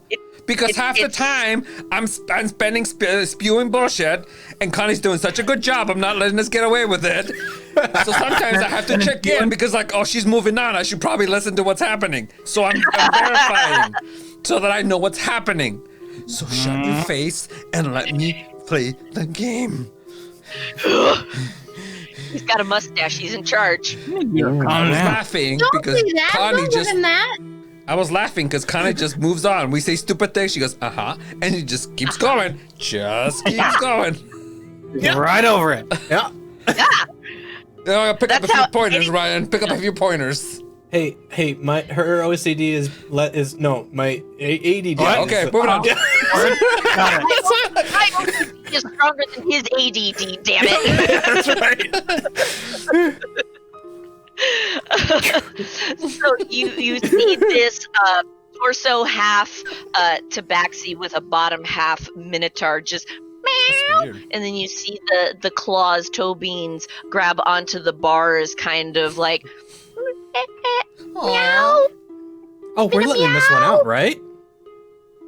No. Must save, Tyler. Must save. No, we don't know if it's feral, Look at whatever this the word is. But it's Could be adorable. feral. And it's like, Yeah, no, it's we're not. half We of don't me. know. Talk to it first. Let's see what it says. Hello. Meow. Yeah, we're Oh, not we letting gotta that keep happen. it. No, we're We not gotta letting keep that it. happen. No, we're not Kill letting it. that happen. No, Kill it's it. huge. It's huge. rid of Kill it. Yeah, kill it.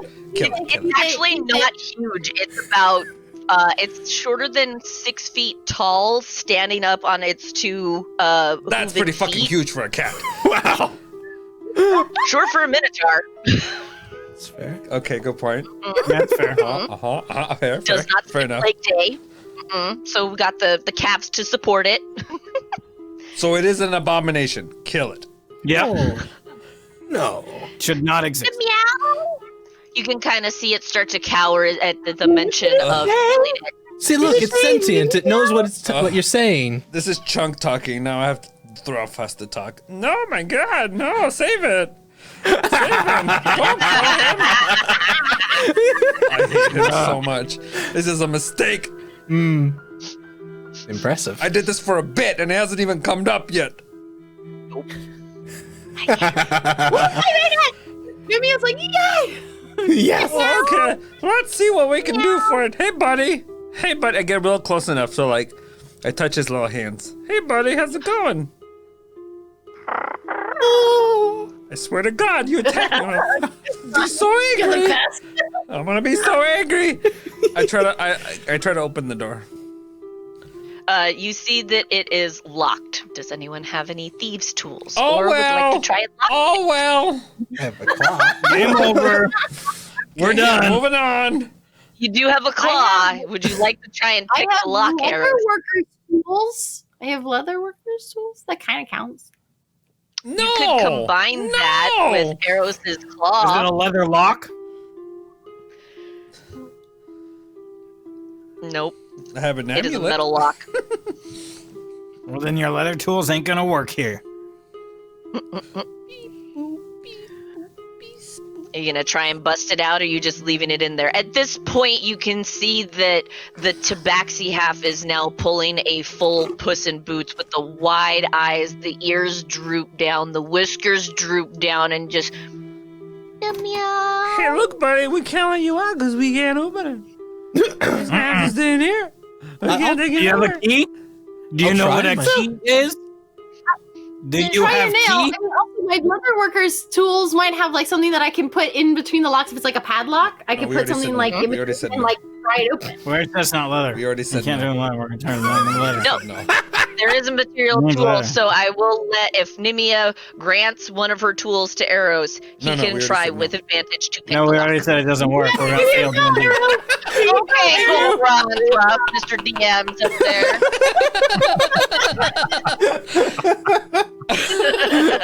Oh, we tried. Yeah, I try. All right. So, Good effort. what type of check is this? Is What's your Let's lowest stat? go. Stimulus check. Sleight of hand. No, Perfect. what's the thief picking one? I think sleight of hand. Is it sleight of hand? It's a dexterity check, regardless. Yeah. Okay, yeah. So Yeah. either regular dexterity or sleight of hand, whichever's higher. All right. And you said with advantage because of Corey's tool. Yes. Sweet. Mhm. Oh, shut the fuck up. God, you see how aggressive he is? harsh. You see that? You ruined it for me. Yeah, do you saw? You heard that, right? You heard that. 22. I heard, I heard I God, heard jeez. the aggressive tone. With I know, the isn't that- assistance see, of this is what I deal Nimia's with every day. underworking tools, you're able to go click, and the lock springs, and it's there, and it's hanging off the door. Meow.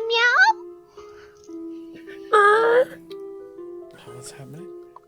Kind of, it steps out into the light. Now you see the lower half minotaur in as well as the back half. Oh, I don't Those like it. fur matches. It's not like disjointed or anything. It's just hooven feet. Yeah, but it's really real thick weird. old calves. It's real weird. Yeah, I thought it was like the Scorpion King coming out. And she picks it up and she's like, "It's a It's a big- As You picked Nimia it up? picks it up, She's a big Tauren. like 5 foot something. Yeah. I pick it up I like don't a know what small. makes being picked up. I mean, it can meow at me. What if it See, scratches you in the face? Meow. It seems just fine. Ugh. It does not give Boring. any resistance, so you now have sprung the meow from its cell, and as you go past the jail cells, it opens up into almost like this large dining hall, and you see a female Duragard sitting at the end of the table with a very long staff at her side, and 3 other smaller Duragard kind of attending to her. And as you guys approach and come into this room, all 3 of her guards kind of stop, grab their weapon, and you see this elderly Duragard woman crack her staff twice. Anybody speak Dwarven? Oh, Yeah. Hold on. nope. I No. do. Yep. Me. I am a Yes, all right, dwarf. me.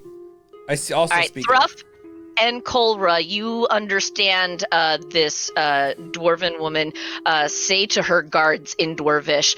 It's like, all right, settle down. Let's see what they have to say. And then let's she keep going. stands up and starts kind of hobbling over to you, using her staff as almost kind of like a walking cane. And then she speaks in common to you all. It's like, what are you guys doing in here? You don't belong. Oh, we're looking for a friend. A friend? Yeah, he's a big kitty cat.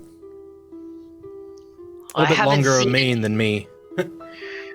I haven't seen any kitty cats, but I did hear of the Duergards capturing a druid. No, we don't know any Druish. No, we're not druids. No, wait. Isn't Brata a druid? I don't know. I don't know. Plaid is a druid. Oh, yeah, you know what? right. I think he was. As a matter of fact. Well, As a matter of fact. come to yeah. think of it, now I suddenly remember. Yeah. That might be him. That might be one of our companions. One of our friends. One of them. We're looking for a big cat. He's a big cat, But then also a druid. but also a druid. Yes. I haven't seen your cat friend, but I did hear of the Duergards capturing a druid earlier, actually probably late last night. If you go a little bit further down the halls, his cell is there. But what are you doing in Sunblight's fortress? We just No, said you know, we're looking for a Fortress friend. stuff. Yeah, we have our friends, and we're just very connected to our friends, and we we just want would to get like, him and get out of them- here. That's it. Nothing else. No murder or plot of any sort. No, nothing. Nothing. We don't want to bother you. No. We just want to come in No. real quick. We'll No. reprimand No attempting them. to kill Kolrek. Nothing like that. Sepik? One of you make a persuasion check. I will do it. Oh God. Persuade. 16. Yay. Persuasive. Confidence in me. No confidence. Sorry. Thruff, See what? you actually speak a little bit of Dwarven to her, telling her that you're just looking for your friend and trying to retrieve him. She replies to you in Dwarven, saying, Zardarok has bigger plans here. I don't know if your friend is here, but if you can go and kill Zardarok, it would do us a great favor. Wait, Well, what? Wait, what? Kill Say that what? Zardarok. sentence again? If you could kill Zardarok, it would do us a great favor. Wait, who's that? Who dat? The Who that? Musgrad clan. You see, Sunblight has been trying to make an alliance with my family for years to gain control of all Duergards in this area, but he severely underestimated the dissonance within his own ranks, and he needs to be brought down from the inside. Does this guy have anything to do with Korra? Who? No. Brata? Cobra is right next to you. Yeah, I'm right here. That's it. What's the guy we're trying to kill? Sepik. Sefik. Sepik. Yeah, you know anything about a Sefik? She kind of thinks to herself, Or Ariel. Or Ariel. Yeah. Ariel? Ariel?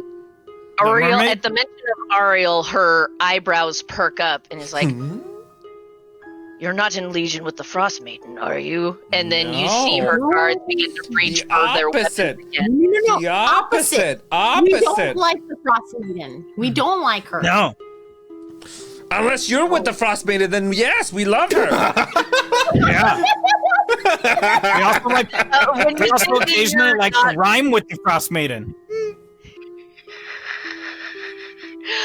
As soon as you say that you are not with the Frostmaiden, she motions to her guards to put their weapons down, and she's like, "Very well. It seems our motives are in alignment.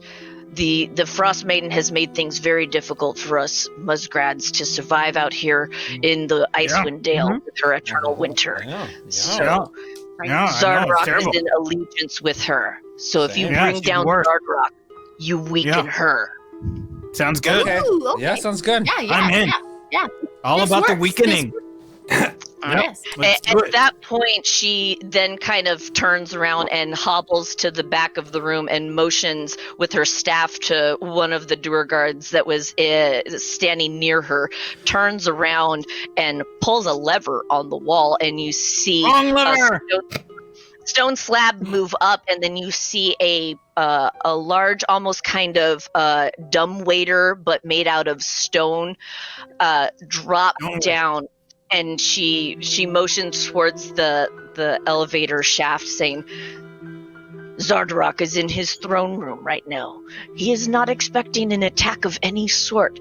If you go up this elevator, you will get there faster and bypass any of his guards.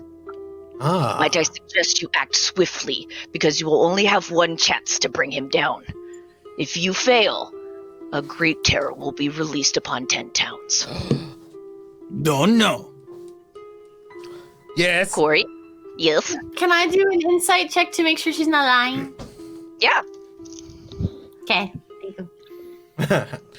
May I also do an insight check to see if she's lying? Yes. I'm gonna reroll. I rolled a Okay. 19. Ooh, that's so much better. Yeah, don't reroll. Ruff, Can I- you realize that Grandolpha Muskrat is authentic, and you can tell that by the way she is conducting herself with the rest of her Duer guards, as well as herself with you guys. She is the speaker of her clan, and she is being very authentic. So she was here as a almost as a prize for Zardarok to try and persuade her to marry him to form an alliance, which she does not want. Now that I can see that she's telling the truth, I should pull out my hand to shake. She extends her hand and she shakes. She's like, And when she does that, I Very pull her well. in for a bro hug. the guards kind of, whoa, and she's like, I let her go. pat on the shoulder. She, all right. Well, go and make your attack. There is very little time to waste. Were you not coming? I will go and release your druid friend, and I will meet you in the throne room. But you have people. They'd be, more helpful if you guys came with us and helped out. But I'm the shaft can only accommodate 5 people. Oh, great. Okay, how convenient. Okay, let's go then. Great. Perfect. I hop on the All elevator. right. All right, Just you guys walk in, load just walk into in. the elevator shaft. Yeah. I walk in like a normal person. Oh, fine. Can I investigate the elevator shaft? Oh, Sure thing. I want to investigate the elevator, make sure the cable's not going to accidentally snap. Well, just by a general perception check, you notice that there are not actual cables, that they are chains, thick chains that are pulling the shaft up. Ooh, thick chains. Thick, sturdy chains. She's As you guys load into the elevator shaft, Grandolpha kind of walks in front of you as her Duer guard is standing there waiting to pull the lever. She kind of bows, good luck and be swift, my friends. And he pulls the lever, the door closes, and you guys ascend up to the second floor of the fortress. And as the elevator shaft stops and the wall opens up, and you see this very large, ornate throne room lit by dark, smoky crystal braziers on the wall, a very large, spired-like throne sitting in the back of the wall with a large open, what looks like to be almost a window, but you can see that there is a thick slab of ice where you can see out of behind the throne. And you see Zardarok slumped there in his throne with his spired crown and his Chardolin gauntlet sitting there. And as you emerge from the shaft, Ew. Are you guys being stealthy? Are you Yes. guys Yes. blasting Yes. in? 100%. Oh. Yes. Alright, stealth checks. Oh, yes. Yes. 11. Ooh. 12. What are we rolling? What? Huh? Stealth checks. There was a big deal about it. Oh, Yeah. Did it. 12. Corey. 16. Corey. What? I'm gonna need you to pay attention, please. I am paying attention. Arrows, what you Take got a for sip. stealth? It doesn't seem like it. Take a sip. Yeah, it's 16. Drinking juice. 16. Haha! Wait. You guys pass as a group. Oh. What? Cool. You Nothing. better? Nothing. Nothing, not a goddamn thing. You guys are able to enter into the throne room absolutely unnoticed. Yes, rough. Crisis GTV asks, what level are the PCs? We are level 5s. 5. 5s. Perception Studio answered that already. Whoa. Yeah. Oh, it did. Yep. Okay. Whoa. Moving on. He caught up. Still I caught up. the throne. Sunblight Zardrock does not notice your guys' presence, so you all can roll a round of surprise attack. Yes. So now do we roll for initiative? Surprise attack. Surprise attack. So we'll just go from left to right, and then we'll do initiative. So Eros will go first. Stage left or house left? Nope. Arrows. Arrows There left. you go. House left. Yes, Arrows and then house left. House left. Yes. All right. Hey, Ryan, Yo. which one's which in the box again? The blessing is over here. Rerolls Okay. over there. I can't Okay. see my blessing. Yeah, I can't see my reroll. Wait, so this Hey, the Grandma, get out of the way. Okay. I'm gonna use my reroll. Reroll. Blessing. Okay. Right. Reroll. Blessing. Right. Reroll. Correct. Blessing. Yes. That's better. Ryan, roll your things. Rolling. We're holding for you. Oh. Oh. So this is full like action bonus action, or is this a surprise like what? This is full action bonus action. Okay. You get a surprise round. Sweet. Oh, All right. so First full, attack. Sweet. Full surprise round, and then we'll do initiatives. Nice. 19 to hit with my quarterstaff. Oh, Grr. that's the whole thing, man. We told you. God damn. So that's 8 points of bludgeoning damage with that, and then I will use another key point to do my flurry of blows. Okay. First attack is a 21 to hit, and the other one is a 23. So They a hit. further 9. Another 13 points on top of that. Thank you, Sewell. All right. Oh, Pop. All right. Kolra, you're up. what do your winter blessings do in this game? Adds 1d6. To what? This is different for you. Yeah, to Tony. what? It to any like ability and attack roll. It's not to damage, but it's the roll. All right, I'm gonna use a winter's blessing. All right. A bless. Bless it. A blessing. Oh my goodness, I'm gonna use another winter's blessing. Okay. Okay. All right, so I got a 16 to hit on an Eldridge Blast for the first blast, and a 14 for the second blast. First one hits, second one doesn't. Of course.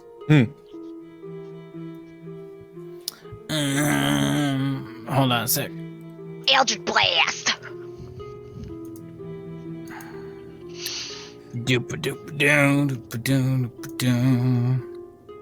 And Connie, can I make a That one says it's not for healing, right?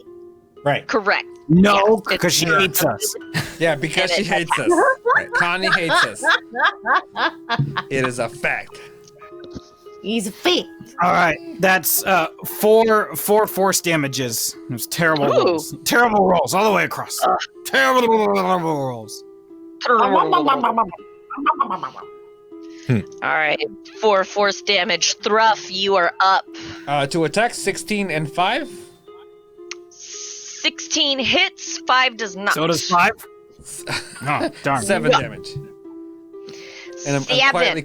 I'm quietly crying to myself. I don't want to kill people. I want to hurt nobody. I want to hurt nobody. And now Nimia. Is anybody else around the guy? He's I'm just right like up there, next right? to him Alone in his throne room. Why are you right next to him? God damn it. because I have to. I'm a melee fighter. Idiot. Hey, so I want to cast. I want to cast Shatter, which is a AOE. So it is a 10-foot radius sphere. So I just want the sphere to cut off Ryan. So it's gonna get the guy, but not Ryan, but not Eros. Okay. Yeah, Thruff is in the same area because he's within 5 feet of attacking. So you'd have to like angle it. You'd either Is there hit any Eros way or to you'd get? hit Thruff. Like target behind the throne, maybe.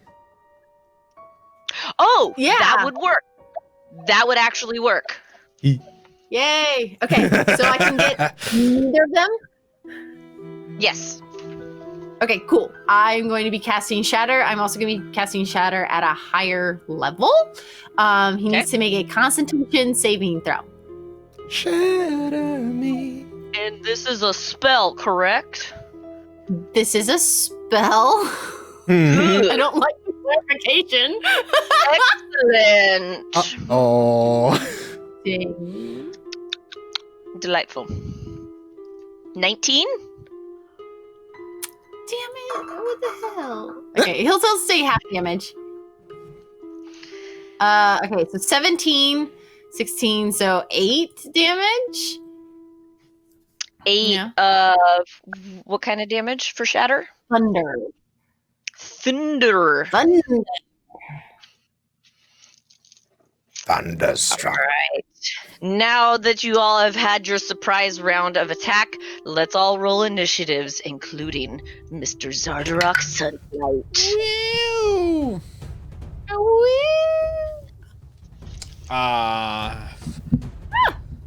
14. 5. Oh Five. no. 5. 6. 14 arrows. Oh no. Nimia is 6. 13 Kolra, what you got? Oh, I don't know yet. 19. Nice. So you are top of the round, Kolra, so you get to go first.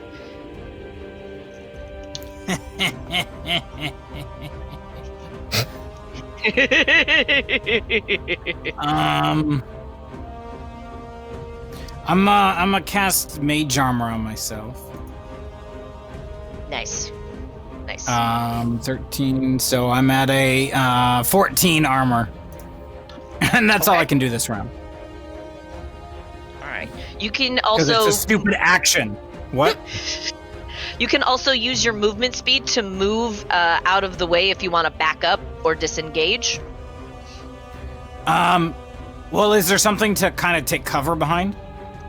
There are 3 pillars on each side of the room leading up towards the throne. So there's the throne in the middle, and then you have 3 pillars on each side. Yeah, and that's about it. I'll take cover They're behind. really- I'll take cover behind the closest pillar. Perfect. All right, Eros, you are up.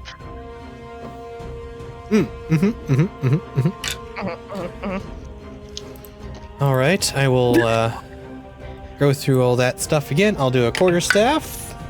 Aww. I don't have rolls yet. Wait, I mean, there's a. I'm gonna re-roll. Look at me. Humana. What are you doing? Don't worry about it. You're Don't worry about what it. is this? I'm chatting with the chat, okay? Doing it quietly. I chatted with the chat. No, you're not. I don't see your name in there. Like this.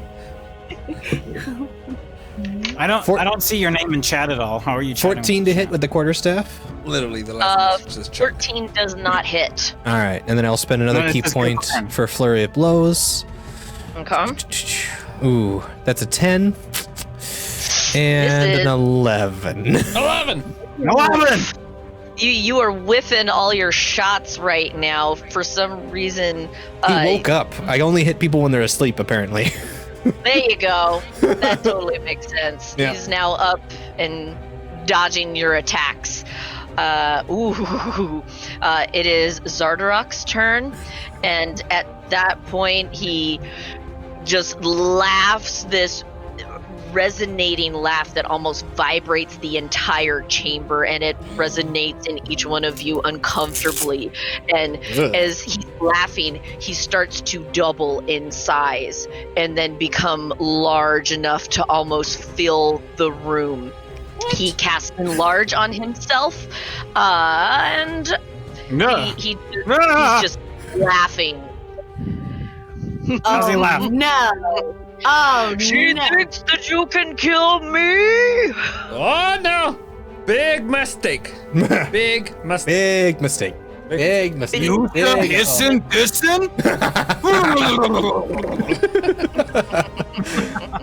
I give up. Nimia, you are up. Oh, God. Surprise!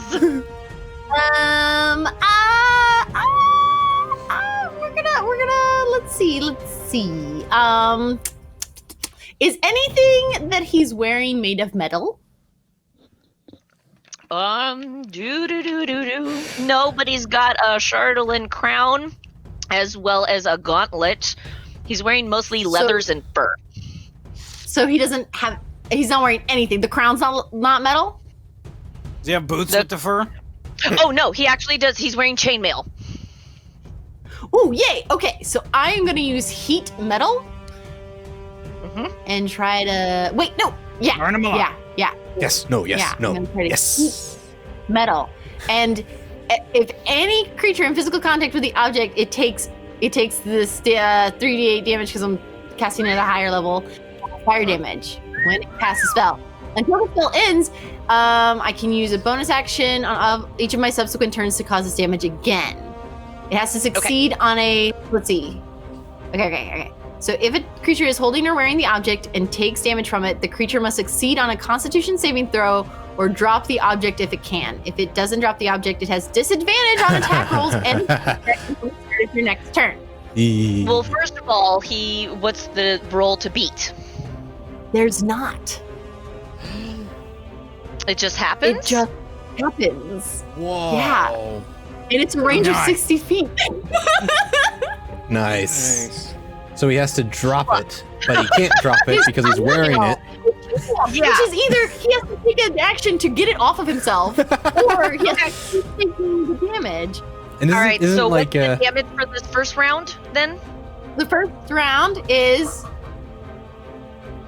15. So let me cast. 15 okay. points of fire Again. damage. All right. Fire Nimia, make me a Yes. dexterity saving throw. Okay. Uh-oh. A saving throw? Okay. Yeah. I would like to reroll. Okay. You got it. You got to Oh, reroll. random Oh, we turn. got something new though. Oh, yes. Okay. Thanks, a random turnip. He says, the campaign beginner, a character with a unique talent of warping our characters into the beginning of this 2-board campaign.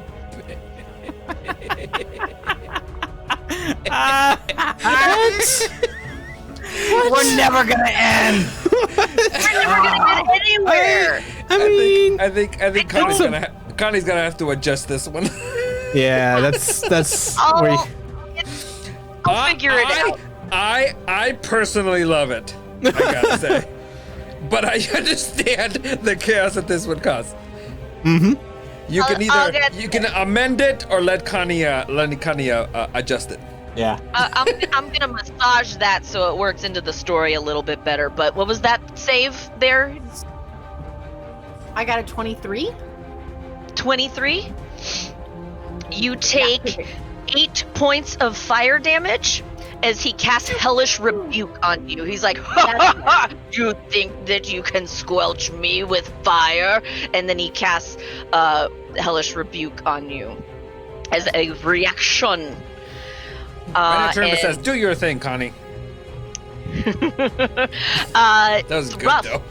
You are on deck. Nimia, is there anything else that you would like to do? So because that was my action, I would also like to give a bardic inspiration to Eros because he's been hitting hard. So I'll give bardic inspiration to Eros. Okay. It's a D8. A D8. Yep. All right, Ruff, you are up. So, okay, can you explain to me what happened to him? So now that he got Enlarged. He enlarged himself. Nimia cast heat Don't- metal, so his and armor Nina yelled, "Don't touch his armor." because it'll cancel the spell. No, it'll hurt you. It's hot. Okay. They won't cancel it. You'll take damage from it. So don't touch his armor. And now he has to try to do something, right, to make it go away. He has to take it off, Yes. basically. So he has to either take it off or take damage from it. Every time he takes damage from it, he has to succeed on a Constitution save, or he takes disadvantage on attack rolls and ability checks until the start of my next turn, and then I can re-hurt him. Okay, I'm gonna cast Command. He has to do a Wisdom saving throw of 12, and then I can make him do things. I'm gonna use a Halt Command, which means he doesn't move and takes no actions. he saved with a 16. Damn. It failed. Can he make you roll? Reroll. No, I can't make it reroll. It's almost like he has a resistance to spells or something. Oh, Like he's a wizard or something. Oh, Or that he has so advantage. I don't play this game enough correctly.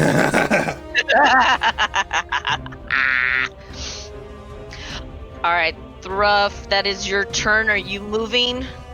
I'm gonna take like a few steps back. Yes, because he's big Okay. now. I'm gonna take like 10 feet back. Yeah, he kind of occupies a very large You know what? I'm space. just gonna take my 20 feet, just in case. My full 20 feet. Fair enough.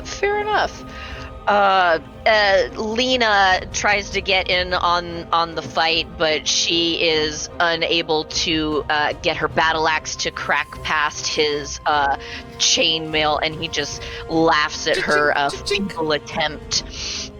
Kolra, you are up. Great. Just you.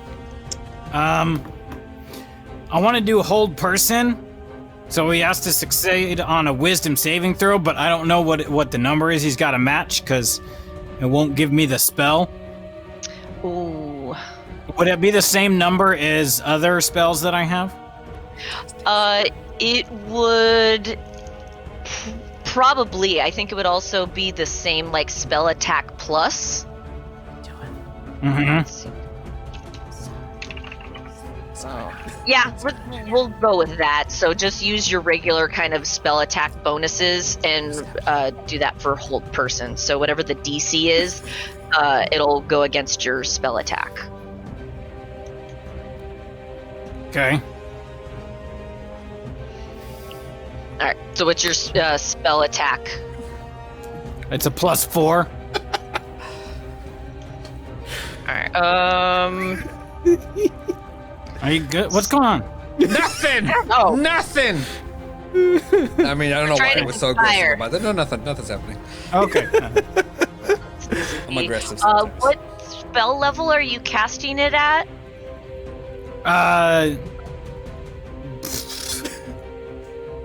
You guys wanna I sit don't know. together? Whatever spell slot that you have open, that you would just use up one of your spell slots. Well, I can't add. It would be a second level spell, but I can't add it, and I have no other second level spells. So I don't know. Got it. No, so what are you? A sorcerer? I'm Brian.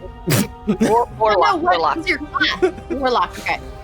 So it would. So it doesn't take up. So it takes a slot to use to cast a spell, right? Yeah. So if you have 3 second-level slots, it just uses up one of those slots to cast it. I know how they can work.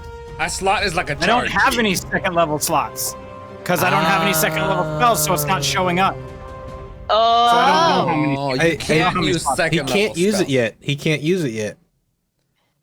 Well, she gave it to me and I learned it, so I can use it. Wait, do you have 3rd-level spells? Yep.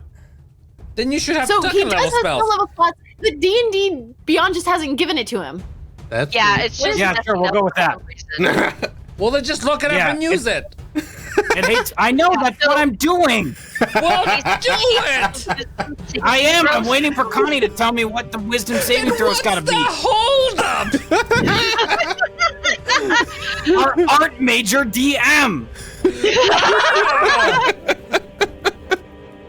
What is your DC for everything else that you have? Wait, The Warlock? top of your spells. The what? What's the spell save DC at the top of all your other spells that 12. you have? That's it. Yeah, That's No, what you I was have asking, and nobody gave me an answer. you need to All beat you it. have are 2 spell slots. You can only cast 2 spell slots at, like, yeah. Shush. This is- What do you get? He didn't save, so you hold person. Yes. All right, so- go back. The Put your book humanoid, away. with saving throw or be paralyzed. Oh, hang on. Yeah, he's paralyzed for the duration. Rubber ducky. You make another wisdom saving throw at the end of each of its turn. Rubber Ducky says Warlock spells, spell slots count as the highest spell slot they have. So if you have a level so 3 if you're spell trying to slots, use a that's it. second-level spell, it just uses up one of your 3rd-level spell slots. It still just uses up one of those spell slots. Ah, there it is. There it is. Whoop, there it is. All right, so Kolra cast Guard Rock at the moment seems to be completely frozen in place at the moment. Eros, it is you are up next. Kolra, is that all your turn? Yep, that's all my turn. Perfect. Eros, you're up. Perfect. All right. I will use my quarterstaff again. I will use that inspiration. Well, that's a 10 with the quarterstaff with bardic inspiration and all that fun stuff. So, That misses. yeah. You don't have to use the Bardic Inspiration. You have 10 minutes to use it. Right, but I wouldn't. I mean, I tried to use it and it didn't work anyway. Oh. Yep. Okay. Yep. I needed to use it, but it didn't work. Was that all Oh. your attacks? No, My- I'm gonna use my flurry of blows. He's just too big to hit. It's so hard. All right. Yeah, He's right. too Pretty big. long. Okay, this one's better. Okay, 23 That hits. and 24. Both hit. All right. 4. Has he gone yet? Has the big guy gone yet? I'm sorry. Yes. So do He took 8. he took a disadvantage to his ability to his attack rolls, right? Not yet, because you cast the spell after he went. He has not gone yet this turn. Right. Okay. That's what that. Okay. That's. And he's still that was- paralyzed. Yes. Paralyzed. Sorry. And I He's got. paralyzed now. Oh, he's paralyzed. So would I have had advantage on it? Advantage. Yes.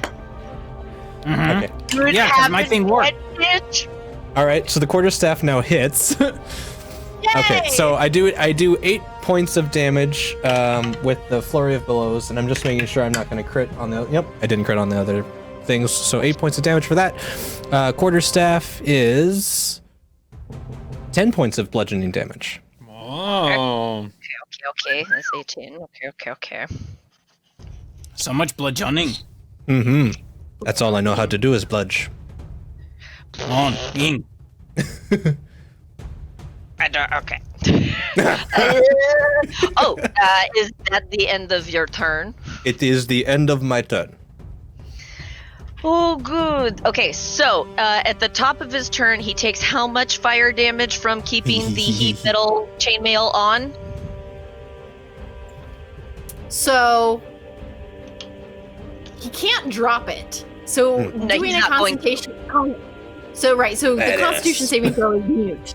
Is moot. There it is. Yeah. Let's see. If it doesn't drop the object, it has disadvantage on attack rolls and ability checks until the start of my next turn. So it just has disadvantage right now. He'll take another bout of damage on my next turn. Got He's that. also paralyzed. Okay. He's also paralyzed.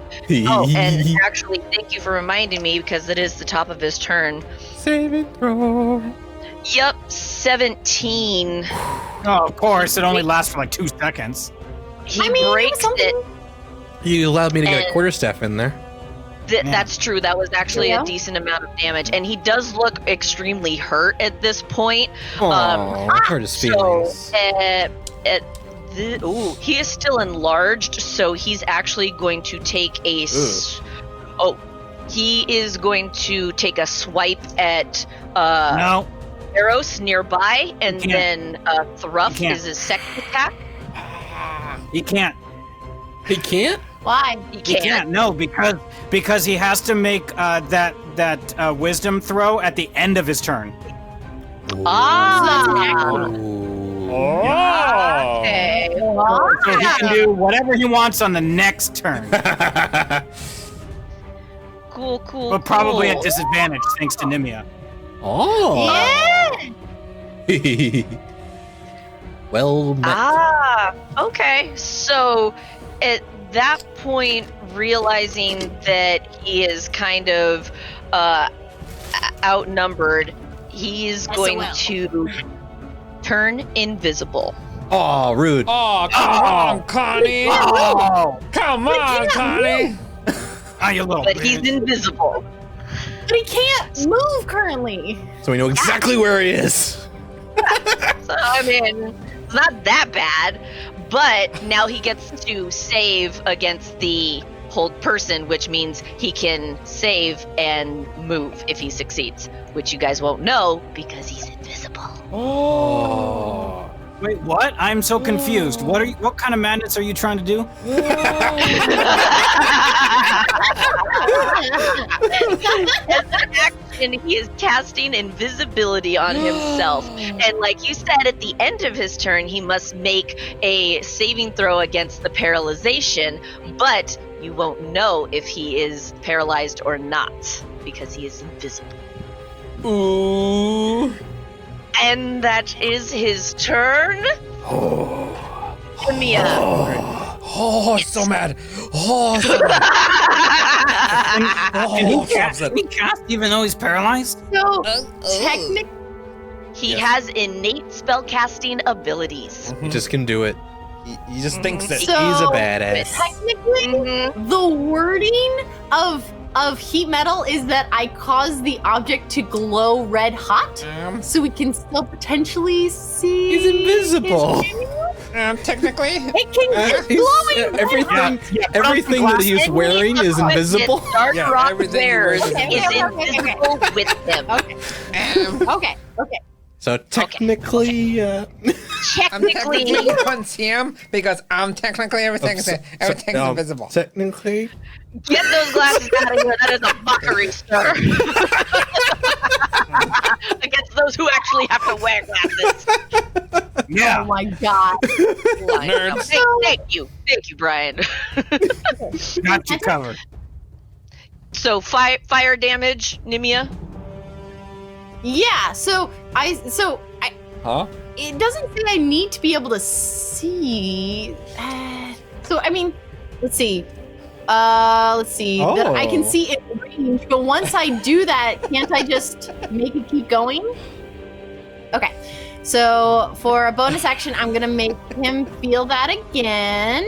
So do I roll the damage again, or is it just consistent? Rubber Ducky Sure. also pushes up his glasses. Perfect. Yes, and he does drop his in large, so he's back to normal size. Now he's tiny. Now we're gonna have a harder time finding him. Yeah, get back Thank you, down Robert Ducky. there. Where'd he go?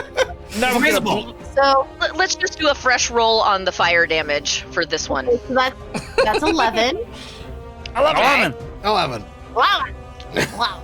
Yeah. So so it's up to a minute. So that's 10 rounds, right? It's 10. Y'all ain't gonna get that far, so That was my bonus action, and then I'm also gonna cast. I'm gonna cast Dissonant Whispers where he was. wait, That's is heat fine. metal concentration? I don't know. It Is there? is. Oh. It is. So hold on, and then Dissonant Whispers is not a concentration spell. So can you cast another spell while you're concentrating on one? You just have to make a But- concentration check. Nope. No, if you can't cast another concentration spell. Mm-hmm. Got It's it. one- Got it. Okay. Yay, So rules. Dissonant Never knew what Whispers they were where before he tonight. is. I'm also casting that at a higher spell slot, so it's gonna be 4d6 damage. Let's see. 46 damage. If you say- 4d6. You Jesus heard her. Christ. 46 damage. 46 damage. Uh, Wisdom save? so, I need the wisdom save. Let's see. 15? Let's see. So it beats it. Let's see. On a successful, it takes half damage. He's kind of a badass. 23. Let's see. 13 He's a 12, so warlord. you take 6 damage. You take 6 Six? damage. Okay. 6 thunder? No, psychic. Thunder psychic damage. Thunder psychic Thunder stick. damage. You know. Yeah. All right, Thruff. And you no, I are did my up. bonus action. Okay. Wait, do I have to? You have to. Oh, I have to see have him. to. Damn it. Have to see him. Damn it. Otherwise, Damn you roll it. at disadvantage. No, I have to see him for my command thing to work. Ah. Mm-hmm. Mm-hmm. Mhm. I'll run. Oh. What you got? Hold on, that's everything. Damn it. And then I'm just Okay. gonna roll to see if Lena hits afterwards. Can I? Damn it, there's can. nothing I can do. I mean, I'm just gonna blindly attack with my pike. Go twice. All right, roll at disadvantage both times. Okay, first roll. First roll is a 7. Second roll is a 15. Damn it, 7. Nope, they Nope. both missed. Second one. Oh, it's a 19, so it's 23. And 12.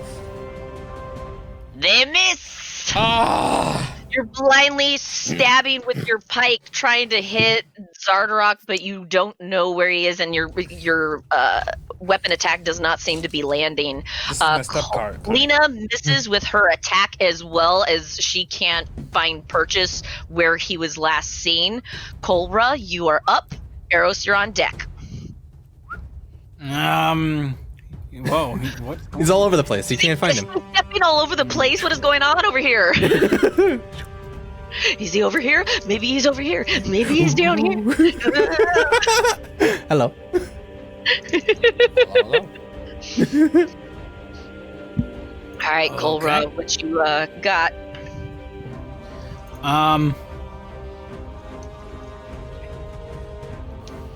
How big is the area?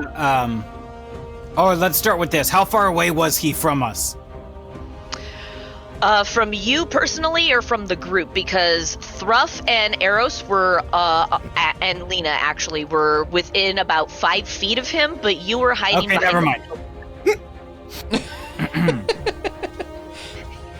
Y'all got too close for fireball. Great.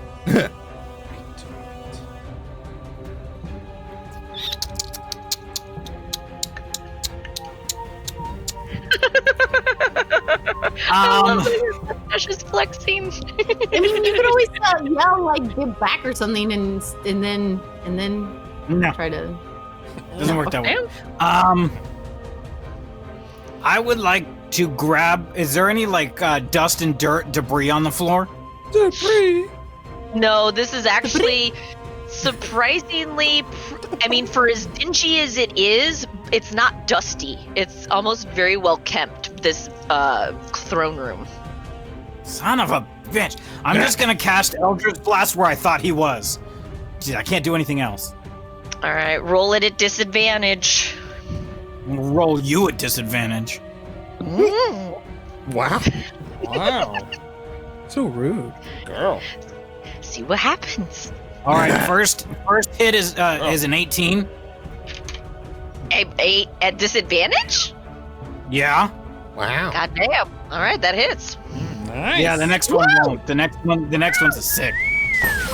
Okay, gotcha. Hey. Yep, first one Thank you for the raid. Hey, Fable 42. Thank you. Welcome, everybody. We're fighting a dwarf that's being a jerk. Yeah. A All right. Dragon Warlord. This guy. Oh, that guy. This guy. Guy. Other That side. guy. That guy. Guy. He's being a jerk. He's being a real jerk. Real jerk. right now. That's what. All right, I got 8 force damages on him. 8 force damage. Sweet.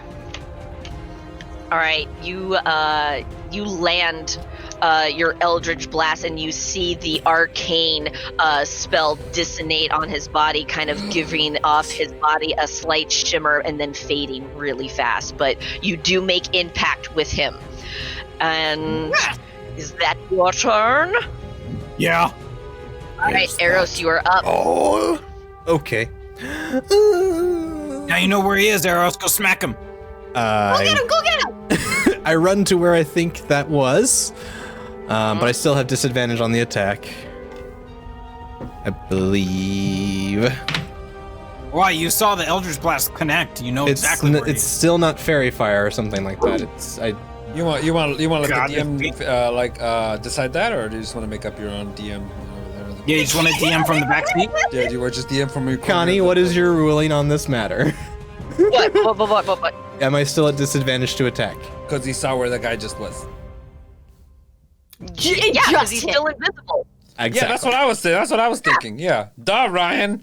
Duh. Yeah, You Ryan. saw where he God. was, so if you really wanted to focus on it, you could probably hit him, but it'll still be disadvantage because he's Right. not fairy fired. Yeah. Yep. That's Yeah, yep. that's what I said. That's what I said. Yeah, you're such a I dick. know. I'm trying to figure out my time. This just turns are taking so long. I want everybody to make a note of how long it's gonna take me to do my turn. Just want to Yeah, right. figure that. Yeah, just figure it out. 14 to hit with the quarterstaff. No, does not hit. No. Not And big purchase. another key point. And I say, he was right there. Look, I can't see him. 12 Huh? and an 8. So yeah. Oh, it fell out. Bye. Thanks for the resub. Thanks for the resub, Rickety Cat. Thank you. Ew. He's a really Yep. kitty cat. Nothing hits. Nothing. Nothing on top of nothing hits. Well, shit. All right, and then that's your whole turn? That is my whole turn. All right, let's find out. Oh no. All right. At this point, you hear a large shh, and you see the stone throne depress and slowly sink down into the floor of the throne room. And as it descends, you hear a loud grinding noise as large sheets of ice break off of the fortress walls and tumble down the mountainside. Suddenly, you feel the fortress rumble from within, and below you guys, you can see that there are 2 doors of ice that were hidden underneath the snow, open up wide more than 300 feet below you. You can see outside the window now that the throne has dropped down. You can see outside through the large opening and ice. You feel the fortress shake and rumble, and around the corner you see Grandolfo run up with her Duergards and Plaid. So she did go and rescue Plaid, and she comes up and she's like, "He's launched the dragon! What happened?" The what? The what? Yeah, the what? I agree. I second that. The what? As she says that, you hear a terrible roar from underneath your feet, and it's light from underneath the fortress. A large, dark dragon made of smoky ice. Its eyes aglow with bright golden light and lets out a Godzilla-type roar. And hurls itself into the air and flies away from the fortress, heading towards 10 towns. And that's where we'll stop.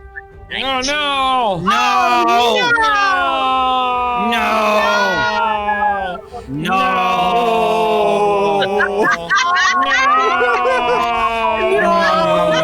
Now I'm eating my mustache. No.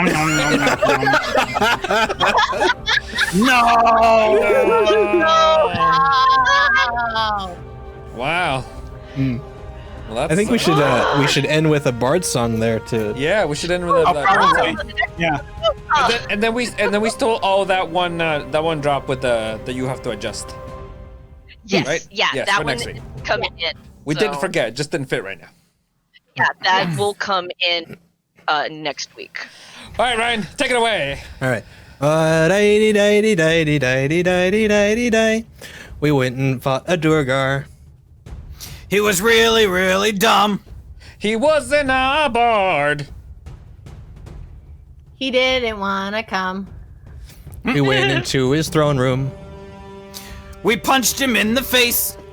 We sent him to the moon. With a little bit of lace. Oh,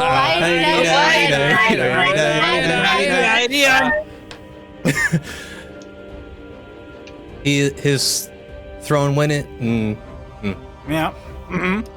Just gotta make up anything. I know, Melly just said they're getting better at this. No, we're not! No, we're not! No, we're not. No, stop encouraging us. He went and turned invisible. What? He went and turned invisible. He really, really sucks. I didn't think we'd be able. Without some luck. The ground began to shake. A dragon is awake. I really want some good cake. Meow.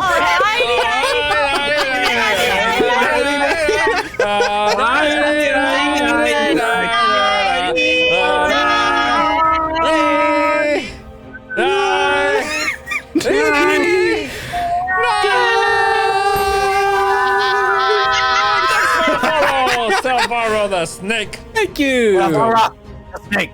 Wait, threw me off the rhyming like cake. Like, Yeah, I accidentally was rhymed.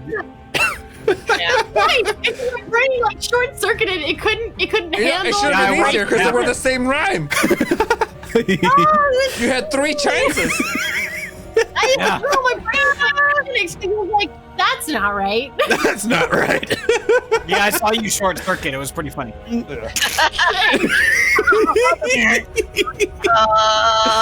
Well, thank you everybody for joining us. Thank you to all our new Thank you. friends who showed up tonight. Welcome. We're here every Wednesday night.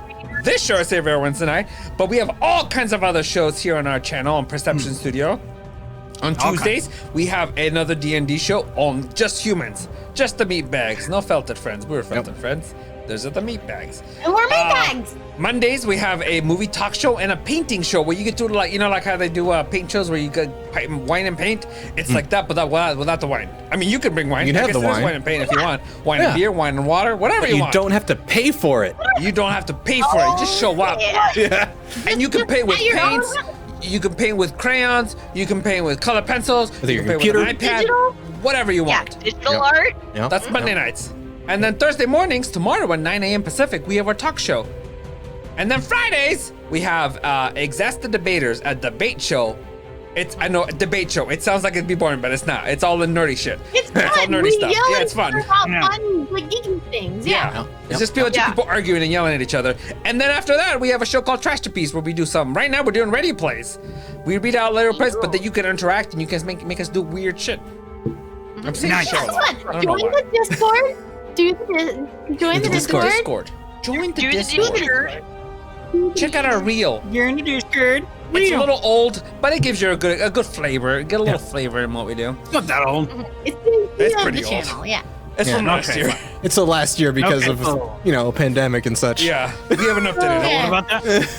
I don't know what you're So talking. yeah, join us back tomorrow tomorrow, and we have some credits to run, don't we, Ryan? We do. Yeah, we run do. the credits. Yeah. Here we go. You guys Yeah, almost yeah. Put this forgot. right there.